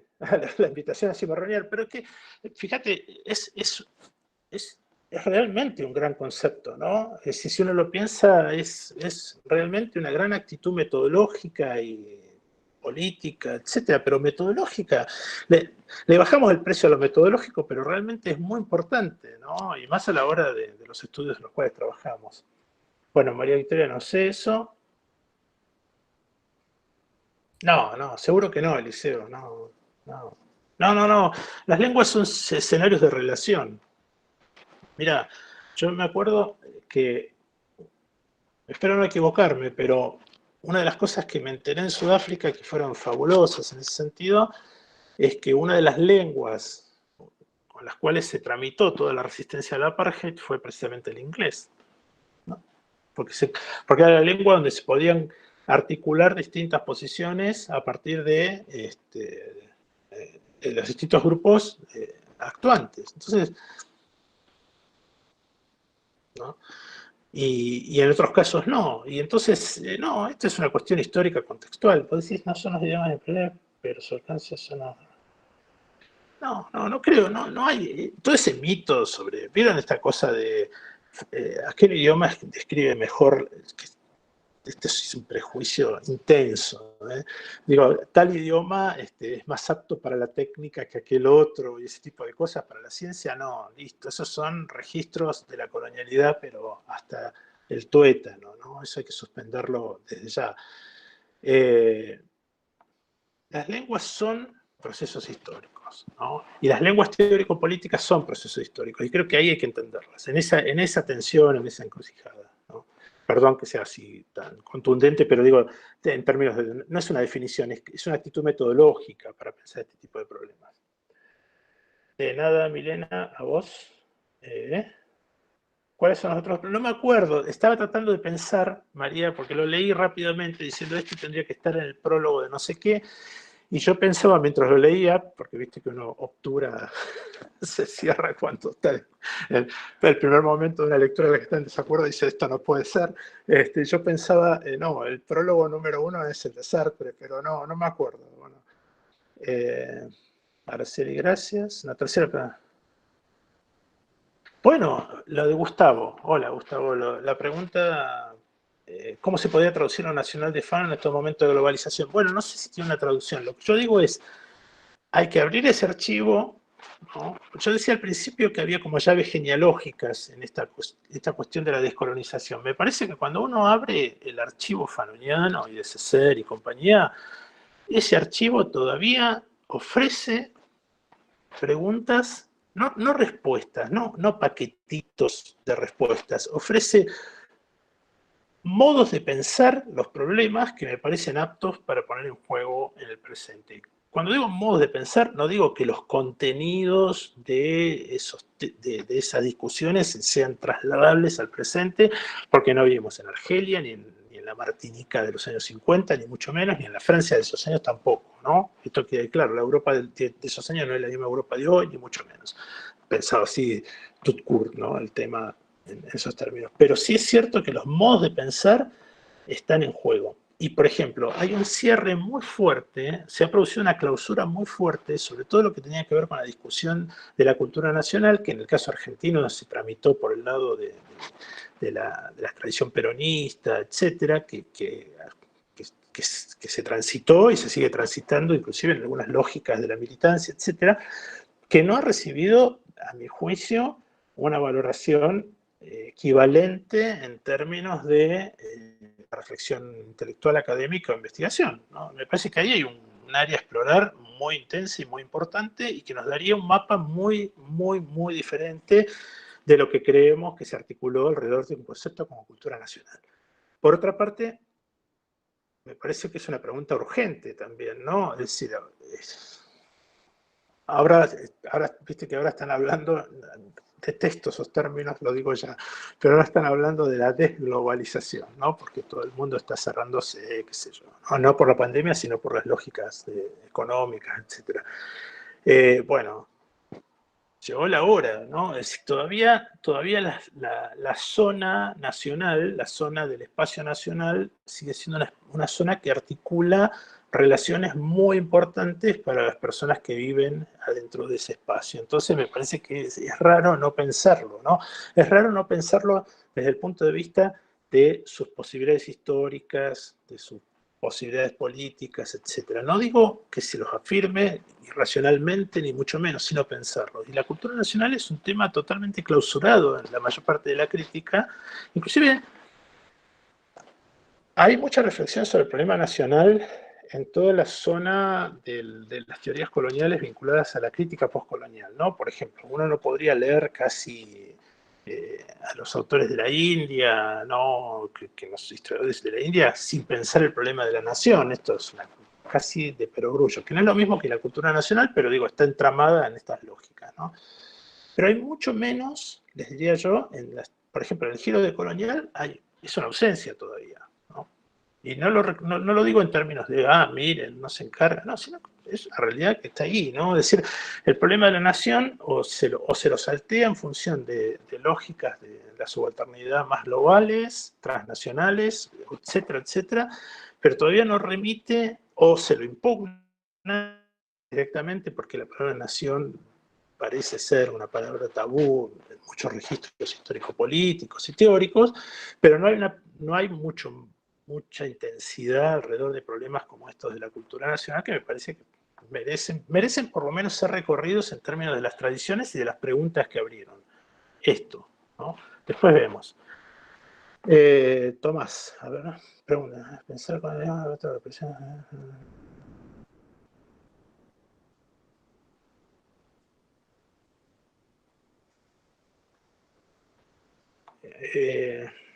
Wow, qué pregunta, Tomás. Me parece que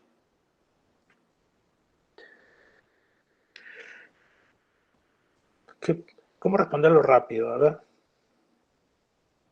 La leo, la pregunta, pero la están viendo todos si están conectados, ¿no? En el chat. La de Tomás Siak. Sí, o sea, la lógica de la descolonización estaba vinculada al problema de la liberación, pero la palabra liberación también es tramitada en ese contexto. Es decir, no es que las palabras como liberación o emancipación antes, etcétera, ya estaban disponibles en todo su formato. No, son también tramitadas con la irrupción de ese signo que pone en juego el problema de la racialización, de la diferencia colonial, etcétera. Muy interesante. Ayer hablábamos con Matilde, justamente la autora del libro que les decía, ahora se los paso. Bueno, está en mi Facebook, así que está abierto, así que si entran ahí lo van a ver. Por ejemplo, otra palabra, ¿no? La palabra libertad, ¿no? Que está bastante presente en nuestros debates políticos y sociales contemporáneos, por lo menos en Argentina, ¿no? Aparece todo el tiempo. Quiero ser libre, los libertarios, la libertad, etc. Bueno, acá hay una trama para pensar el problema de la libertad que es más que interesante, ¿no? Porque es justamente una palabra atravesada por la dimensión del colonialismo, de la racialización, etc., ¿no? Es decir, ahí hay una fuerte discusión, otra vez, otro lugar a explorar para ver los matices, las tensiones y los conflictos que pone en juego semejante palabra tan fuertemente acuñada en el interior de las tradiciones liberales, ¿no? Y cómo esto se negocia en los espacios de la descolonización. ¿Y qué quiere el descolonizador? No lo sé. Por cómo narraste la pregunta, ¿no? Pero sí entiendo el sentido. Sí, no es un problema de abandonar la modernidad o las modernidades y cosas por el estilo, sino pensar de qué manera se traman las emancipaciones, de qué modo se conciben esas emancipaciones. Ahora, si uno aprende a pensar con gentes como Fanon, Césaire y compañía, lo que aprende es que hay que pensar contextualmente, ¿no? No hay una receta ahí sellada al resto. Y en Bembe, sí, bueno, en Bembe es un lector de Fanon, ¿no? Claro, sí, sí, sí, la hay, directa. De hecho, lo circula bastante. No entiendo lo de construyendo a los demás, pero bueno. Angelina, puedes irte. Acá como armar una poesía que no sea arqueologizante. Ah, ahí está. No sé. Y Micaela me pregunta, ¿esto es filosofía? Bueno, ¿no sería? ¿No? Biografías de César y de Pestre, sí, Florencia. Lo que pasa es que decirlas acá a la velocidad del sonido, yo lo que ofrezco es, si me... A ver cómo hacemos. Miren, la más fácil, si me escriben a Facebook, estoy ahí, está mi cara. ¿No? Les paso la data, ¿no? Porque si no voy a estar acá escribiendo, qué sé yo. Manuela de nada. ¿Qué vincula Fanon con el movimiento Rastafari? Ah, buena pregunta. Bueno, mira, yo no he trabajado, pero el que puede contestar eso con mucha certidumbre es Louis Gordon, ¿no? Louis, que es de Jamaica, bueno, es de Estados Unidos, pero nació jamaiquino, etc. Louis Gordon es uno de los tipos que más podrían hablar de esto. Que yo hable me parece una falta de respeto, porque la verdad que no, ni siquiera me he preocupado por esa pista, Verónica, pero Luis, te lo recomiendo, rastréalo. No le he visto textos específicamente sobre esto, pero me parece que si le escribís, si le hablas, si le decís que estás interesado en esto, es un fabuloso Luis, así que pueden escribir, va a contestar eso que quiero decir. Después, Jessica Brown, ¿qué contribución? Las naciones son debilitadas por cuando los sujetos marginales. Bueno, Jessica, cuando yo decía esto de pensar el problema de la cultura nacional, abrir ese archivo en Fanon me parece que sigue siendo crucial. Pero no para convalidarlo, insisto sobre esto, porque puede que nos resulte inoperativo. Lo que digo es que hay algo ahí que fue clausurado antes de tiempo. De nada, Martín, la foto de la moto. Bueno, no está. Bueno, listo. Contesté todo, me parece. Salvo el pedido de Gustavo. Pero, Bueno, ¿hay Ale, alguien vivo todavía en sí, el chat? estamos todos, Ah, todas acá, todos. No, yo quería un poco dale. que en relación con esto que decías del tema de las culturas nacionales y lo que vos Ajá. trabajás ahí en el texto nuevo sobre teorías viajeras en relación con el Ah, desplazamiento del sujeto de la historia, sí. que trabajás ahí, que me resultó reinteresante, si podías comentar algo de eso. A ver, Vero, pero decime. Te Vos escucho ahí súper decís bajo. como que hay un desplazamiento, bueno, en esto que decís de la utilización de las teorías de las que dispone Fanon y cómo se las reactualiza o las reenciende en Ah, su sí, yo ahí contexto, me ¿no? aprovecho. Sí. Y en relación con lo de la cultura nacional, decís.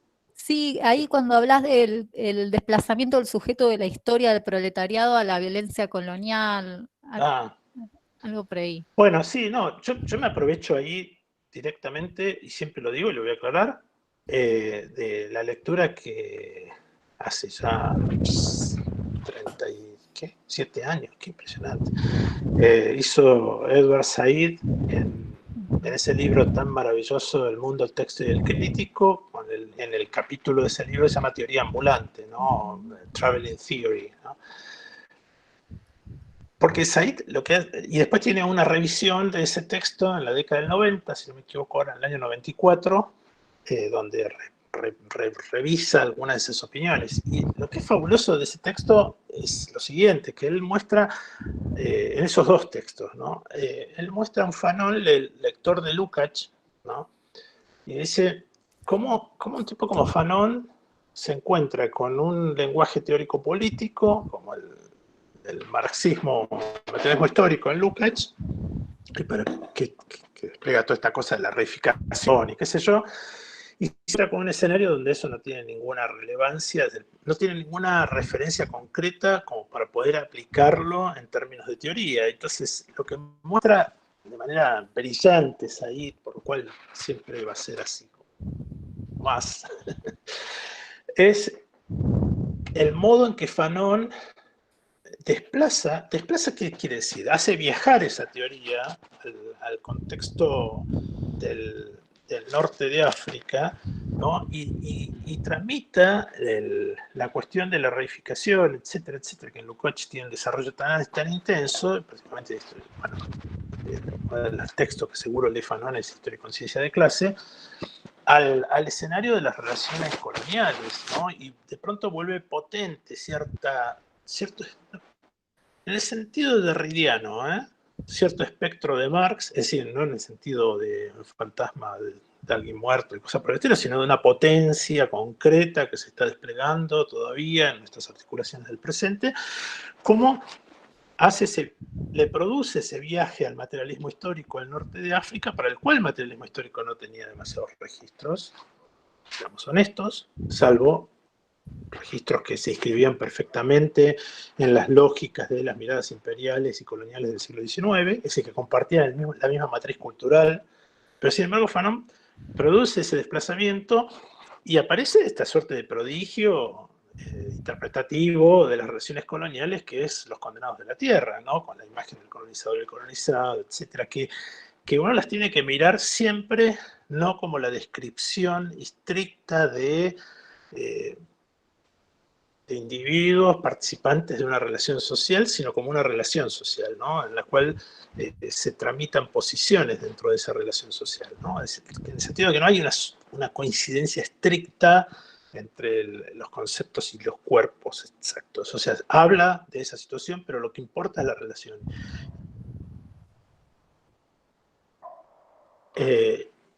Y me parece que ahí está todo eso.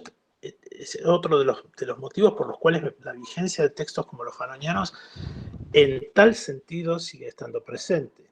No porque uno pueda replicar la lógica de colonizador y colonizado en cualquier lado. No, eso tendríamos que tratar de evitarlo. Me parece que ese tipo de expresiones lo que hacen es matar el pensamiento y, bueno, nada, son desplazamientos que no tienen mucho sentido, pero aprender sí el modo en que Fanon lo hizo, ¿no? Que ahí me parece que está la cuestión. Qué interesante. Por eso yo decía recién, insisto sobre esto, pero hay que abrir otra vez ese archivo de la cultura nacional en Fanon, porque me parece que justamente le dimos un cierre a ese tipo de cuestiones demasiado rápidas, ¿no? Demasiado rápidas, sea por las razones que sean, ¿no? Eso amerita un seminario, digo, de por qué se dejaron de discutir en términos nacionales o en términos de cultura nacional ciertos procesos políticos en Argentina, América Latina. No sé si estoy respondiendo, pero me parece que ya estoy también. Perfecto. Perfecto. Bueno, ¿alguna cuestión más? No sé, ¿alguna pregunta, algún comentario que alguien quiera hacer? Ahí Silvana. Hola Silvana, tantos años, mira, una compañera de la Patagonia. Me dice muchas. Villamil también. Bueno, a ver qué dice. Silvana dice, me quedé conectada, entre otras cosas, con abrir archivos, escenarios de lenguaje y experiencia metodológica. Sí, tal cual. Tal cual. Gustavo, no sé de qué Face estoy yo, ahí en el Facebook. Bueno, no sé, si hay más preguntas. Sí, después hacemos circular, bueno, vía internet la grabación, si te parece, Ale. Si estás de Ningún acuerdo. problema. Total. Ya, viste, después esto es posesión de la red. Lo que dice Ruth es verdad. Sí, seguro. Pero yo estoy tratando de ser enfático en una. Ella dice que quizá no hacemos esto de pensar sobre abrir el archivo de la cultura nacional porque el neoliberalismo le bajó el precio a lo nacional y aún pensando en la descolonización todavía estamos como atrapados en ese rollo.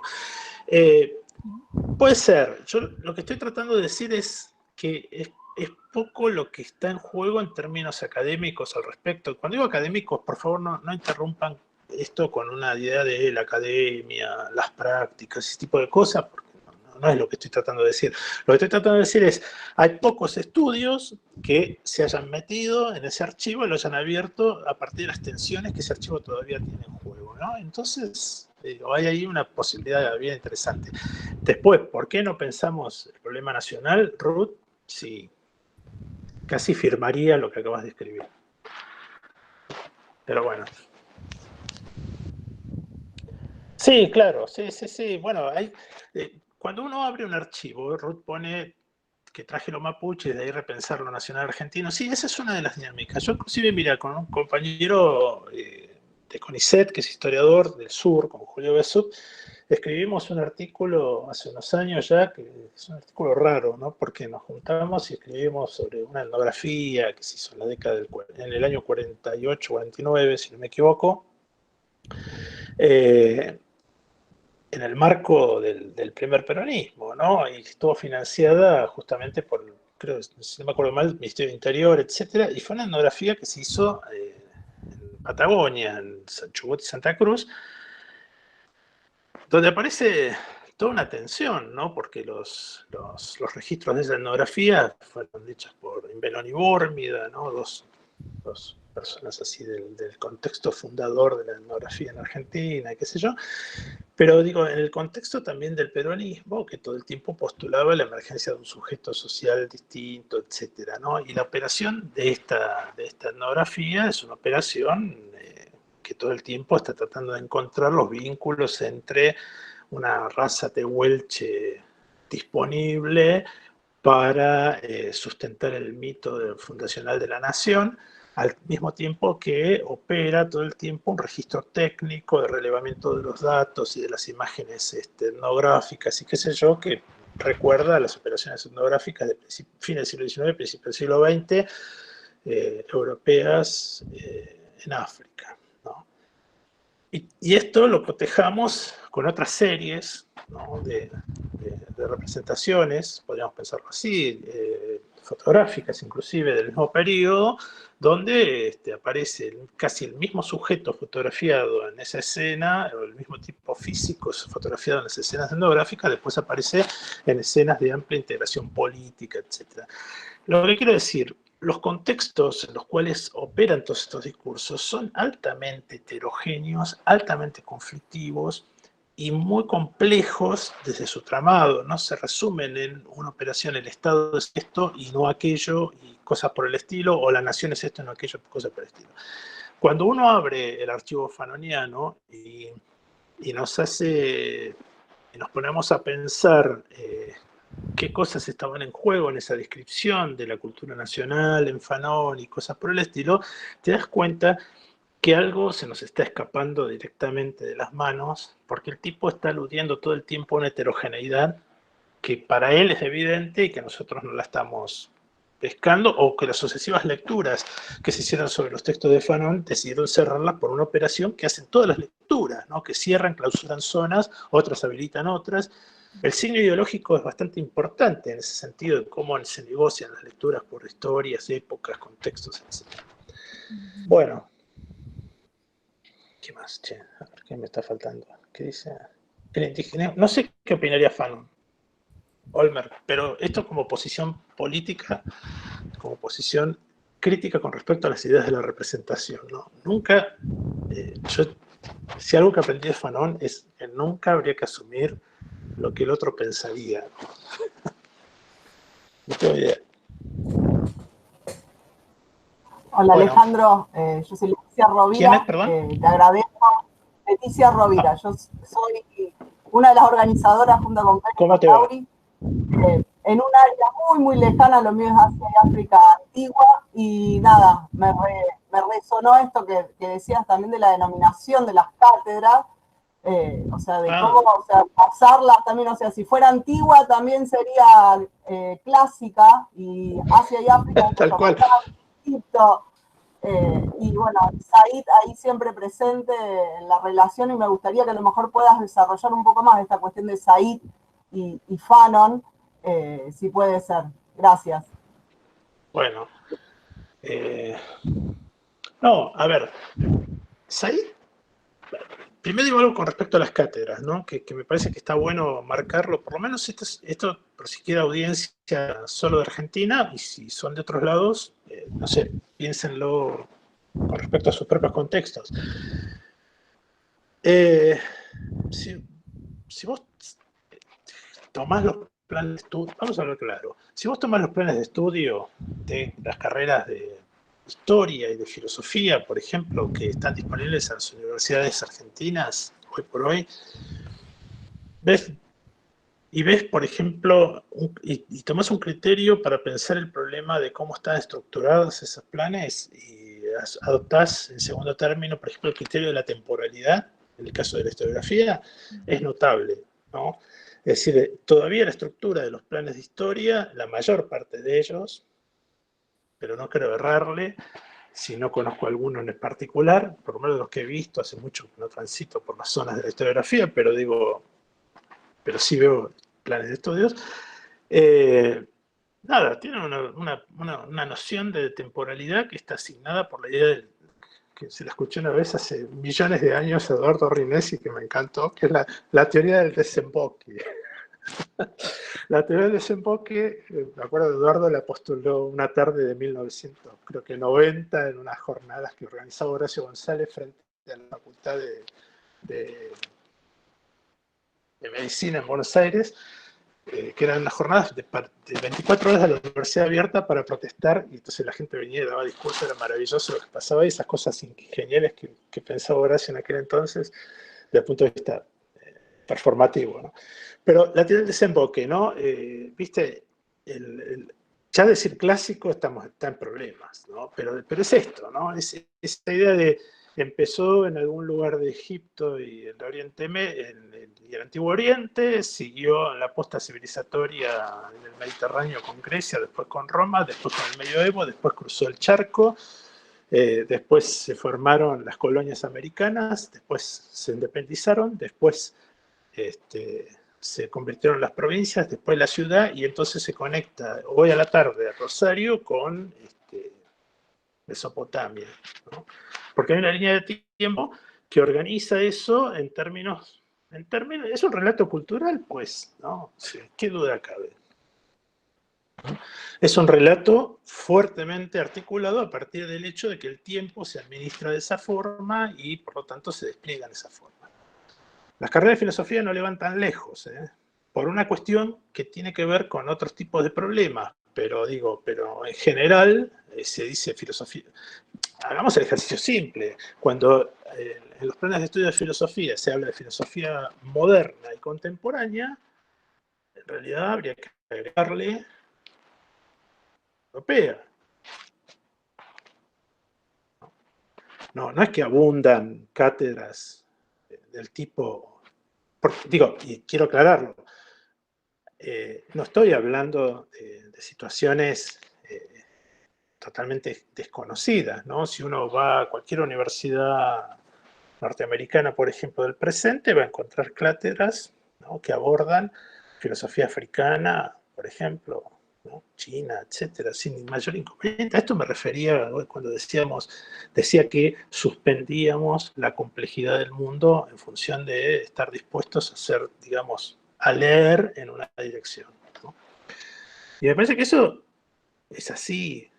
Yo asistí en la década del 90 en mi propia universidad a la creación de cátedras que tenían que ver con la historia de Asia y África, y por suerte siguen esas cátedras y hay compañeros maravillosos trabajando ahí y todo esto, pero lo cierto es que se llamaba mundo actual, ¿entendés? Es decir, cuando había que discutir historia de África, era mundo actual. ¿Qué onda? ¿No? ¿Por qué no era historia de África? ¿No? O historia de la India, o historia de China, o lo que fuere. No, mundo actual. Era como una suerte de pegoteo de lo que no se trataba, digamos, todo lo que no quería abordar la cátedra de historia contemporánea, 1 y 2, iba a los mundos actuales. Bueno. Y con respecto a lo de Said, me parece que es muy interesante por varias razones, por muchas razones. Said no es necesariamente un lector de Fanon muy intenso, eso quiero decirlo también.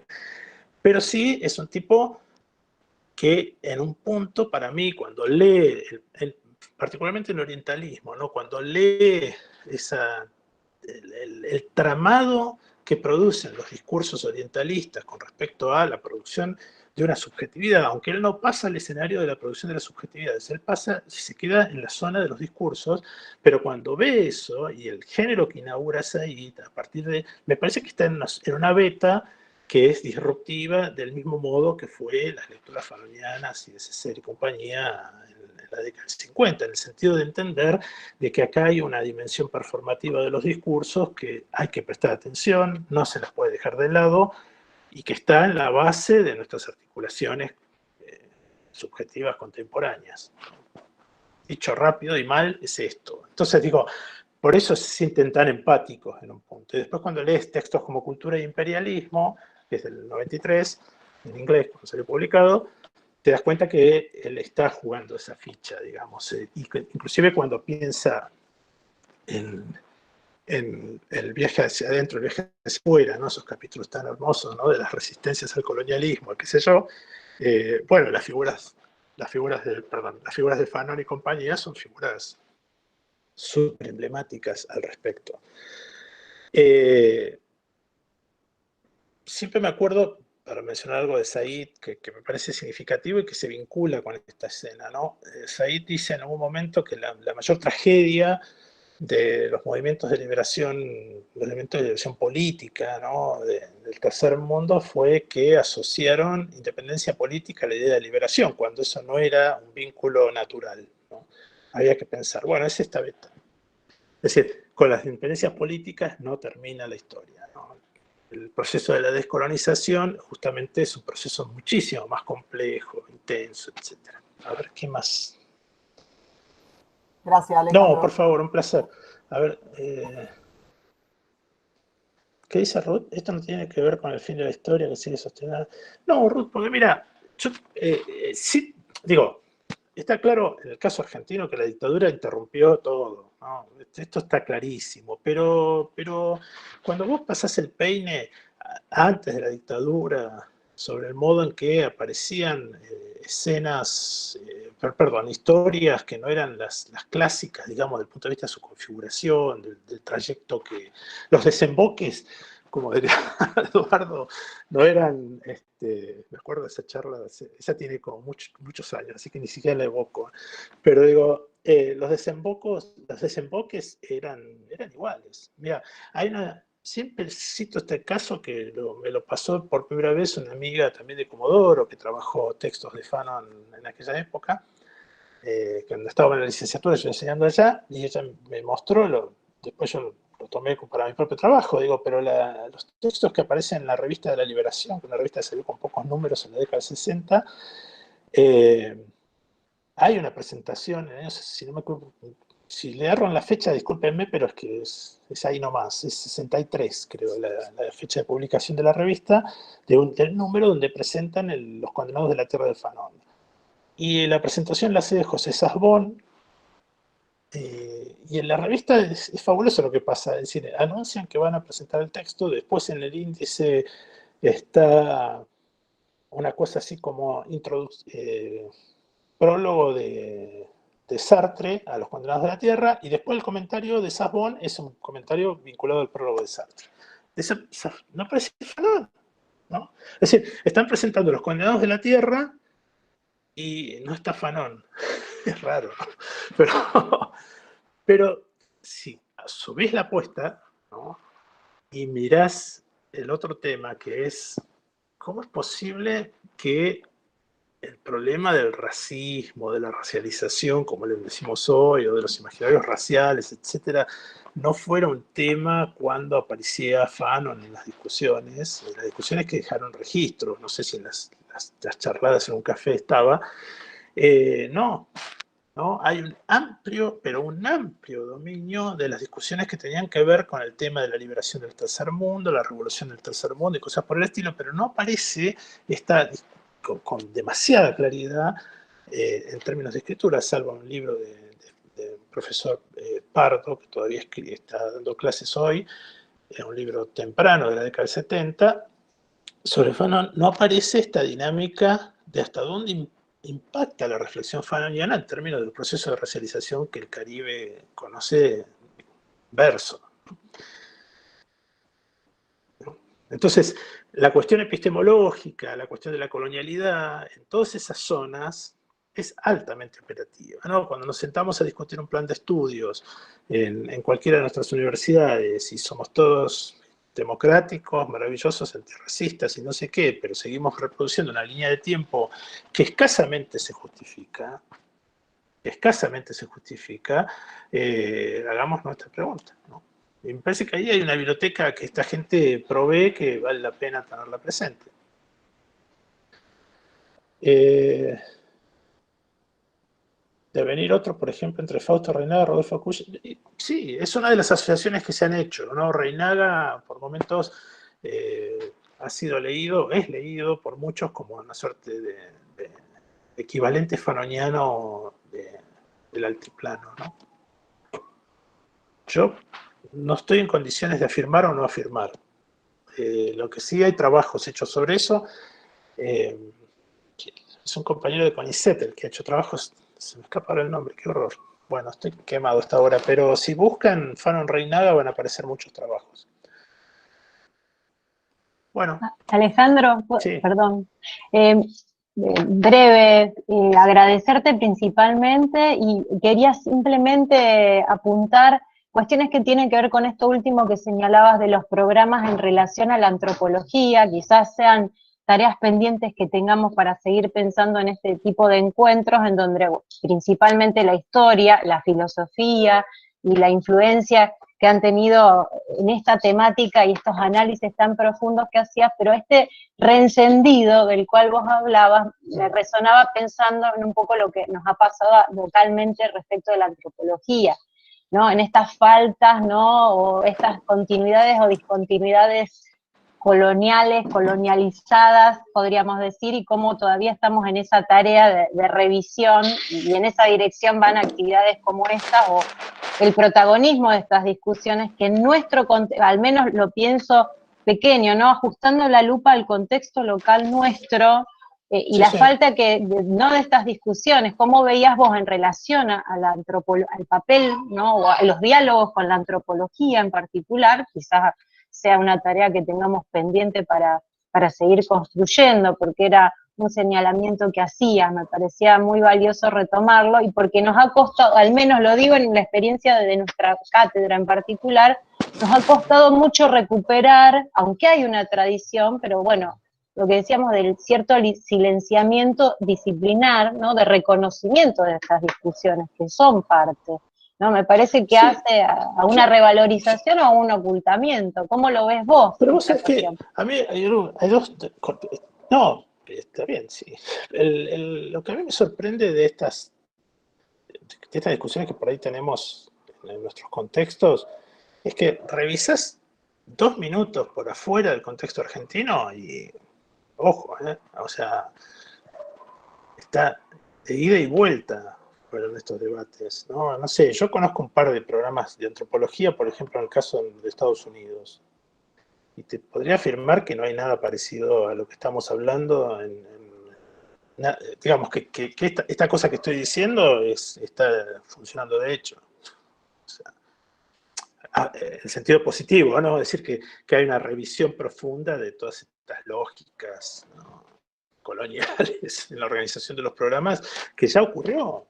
Por eso a veces la sensación que uno tiene es bastante dramática en ese sentido, porque digo, no es que estás inventando la pólvora con respecto a cómo organizar la currícula de una carrera, ¿no? Entonces ahí te das cuenta, viste, que todavía en el mundo, hay muchos ejemplos, inclusive de lugares que son centrales desde el punto de vista de las geopolíticas del conocimiento y qué sé yo, que están haciendo otras cosas. Entonces, un poco desde el dramatismo o el énfasis dramático que le pongo es porque justamente me angustia eso, ¿viste? Voy a decir, pero escúchame, te doy un ejemplo, ¿viste? Miren el programa de antropología de la Universidad de Rice en Texas. Lo ves y te das cuenta que hay otra historia. El de Chicago ni hablar. Ni hablar. Entonces, ¿qué estamos discutiendo? ¿No? Entonces digo, ¿cuál es la defensa con respecto a qué cosas estamos tratando de sostener cuando en lugares que son centrales desde el punto de vista del peso económico, de la producción, etcétera, ya le han dado vuelta a esta historia, ¿no? Entonces digo, hay una escena que es esa. La otra es, efectivamente, bueno, la persistencia de hábitos muy arraigados en términos disciplinarios, que también es preciso, y eso sí es más difícil de pensar, y inclusive no es tan claro en todos lados, ni mucho menos, pero digo, los hábitos disciplinarios son hábitos disciplinarios, ¿no? Cuesta mucho realmente incorporar registros que puedan estar en una conversación directa con lo que se considera el núcleo central de una disciplina o cosas por el estilo, ¿no? Todavía eso sigue siendo una negociación muy dura y muy compleja. No sé qué decir, mucho más que esto, y más que expresar el deseo de que las cosas fueran distintas en ese sentido, pero digo, hay una complejidad ahí que es preciso pensar, ¿no? Lo que sí no es muy admisible es sostener, desde el punto de vista de la formación, programas que, bueno, nada, que convalidan estos relatos de la temporalidad, de la espacialidad de la cultura en las ciencias sociales contemporáneas, ¿no? Es casi inadmisible en un punto, ¿no? Pero bueno, mira, yo no sé, pero todos los que, si están todavía presentes gente que trabaja en las universidades argentinas, todos sabemos esto. Digamos, cuando se discuten los planes de estudios, son espacios de negociación, está claro eso, no en el sentido negativo, digamos, se negocian concepciones, perspectivas, etc. Pero es claro que la representación de lo que parece como disruptivo, que pone en cuestión los núcleos centrales de los programas, de las disciplinas, etcétera, etcétera, siempre tiene, claro, sí, la cuestión laboral ni hablar, Ruth, pero siempre tiene un margen que es, o se va a las optativas, o se va a las cátedras que abriremos algún día, o algo así, ¿no? Esto también es parte de la verdad. Miren, a mí, bueno, lo digo por los programas de filosofía, que por ahí los conozco más a esta altura de mi vida profesional. Antes conocía mucho más los de historia, pero estoy ahora más volcado al campo de la filosofía, de hecho estoy ahí, ¿no? Cuando vos revisás los programas de filosofía, es notable la ausencia de todas las temáticas, la ausencia no porque no haya gente que no los trabaje, esta es la parte increíble de la historia. Hay muchísima gente que trabaja todos estos temas en el espacio académico argentino, pero en términos de su representación en los programas, todavía tiene problemas. Es decir, es notable la ausencia de las filosofías que están vinculadas por ejemplo, a la crítica a las críticas de las teorías coloniales, a la de los feminismos, a la de lo que quieran, queer, etcétera, etcétera. Es decir, todavía el núcleo, ¿no?, que organiza las disciplinas mismas, desde el punto de vista de sus programas, sigue siendo el de siempre, ¿no? Pero lo paradójico es que hay una legión de personas haciendo excelentes trabajos, no lo digo por concesivo ni nada, es impresionante. Estoy en las comisiones de CONICET y cuando entras, cuando recibís cosas para evaluar, te das cuenta de la calidad de la mayor parte de los trabajos que recibís, en campos mucho más heterogéneos, mucho más interesantes, más desafiantes. Entonces digo, esto es lo que hay que pensar también, ¿no? Desde las lógicas institucionales, lo que cuesta a veces incorporar estas temáticas, desplegarlas, volcarlas a programas, volverlas una cuestión de formación. Lo que dice Ruth es tal cual. Ah, mira, no sabía lo que decís de Canclin. Ah, en la conferencia, ¿cuándo? En Rosario, la que dio en Rosario, sí, claro, la escuché. Y lo que dice Eduardo, sí, tiene vigencia como forma de pensar, ¿no? Yo insisto sobre esto. No sé si las figuras que desplegó Fanon todavía están presentes, es lo que quiero decir, pero el modo de pensar de Fanon, ¿sí?, las estrategias que el tipo tenía para pensar los problemas que le eran contemporáneos, ahí hay algo para aprender. Como ese es el punto. No sé si se me está escapando alguna. Bueno, creo que no. No, creo que estamos, ¿no? Creo que no. Yo también, me tengo que ir. Gracias. No, un placer. Mil gracias, un placer. Así que bueno.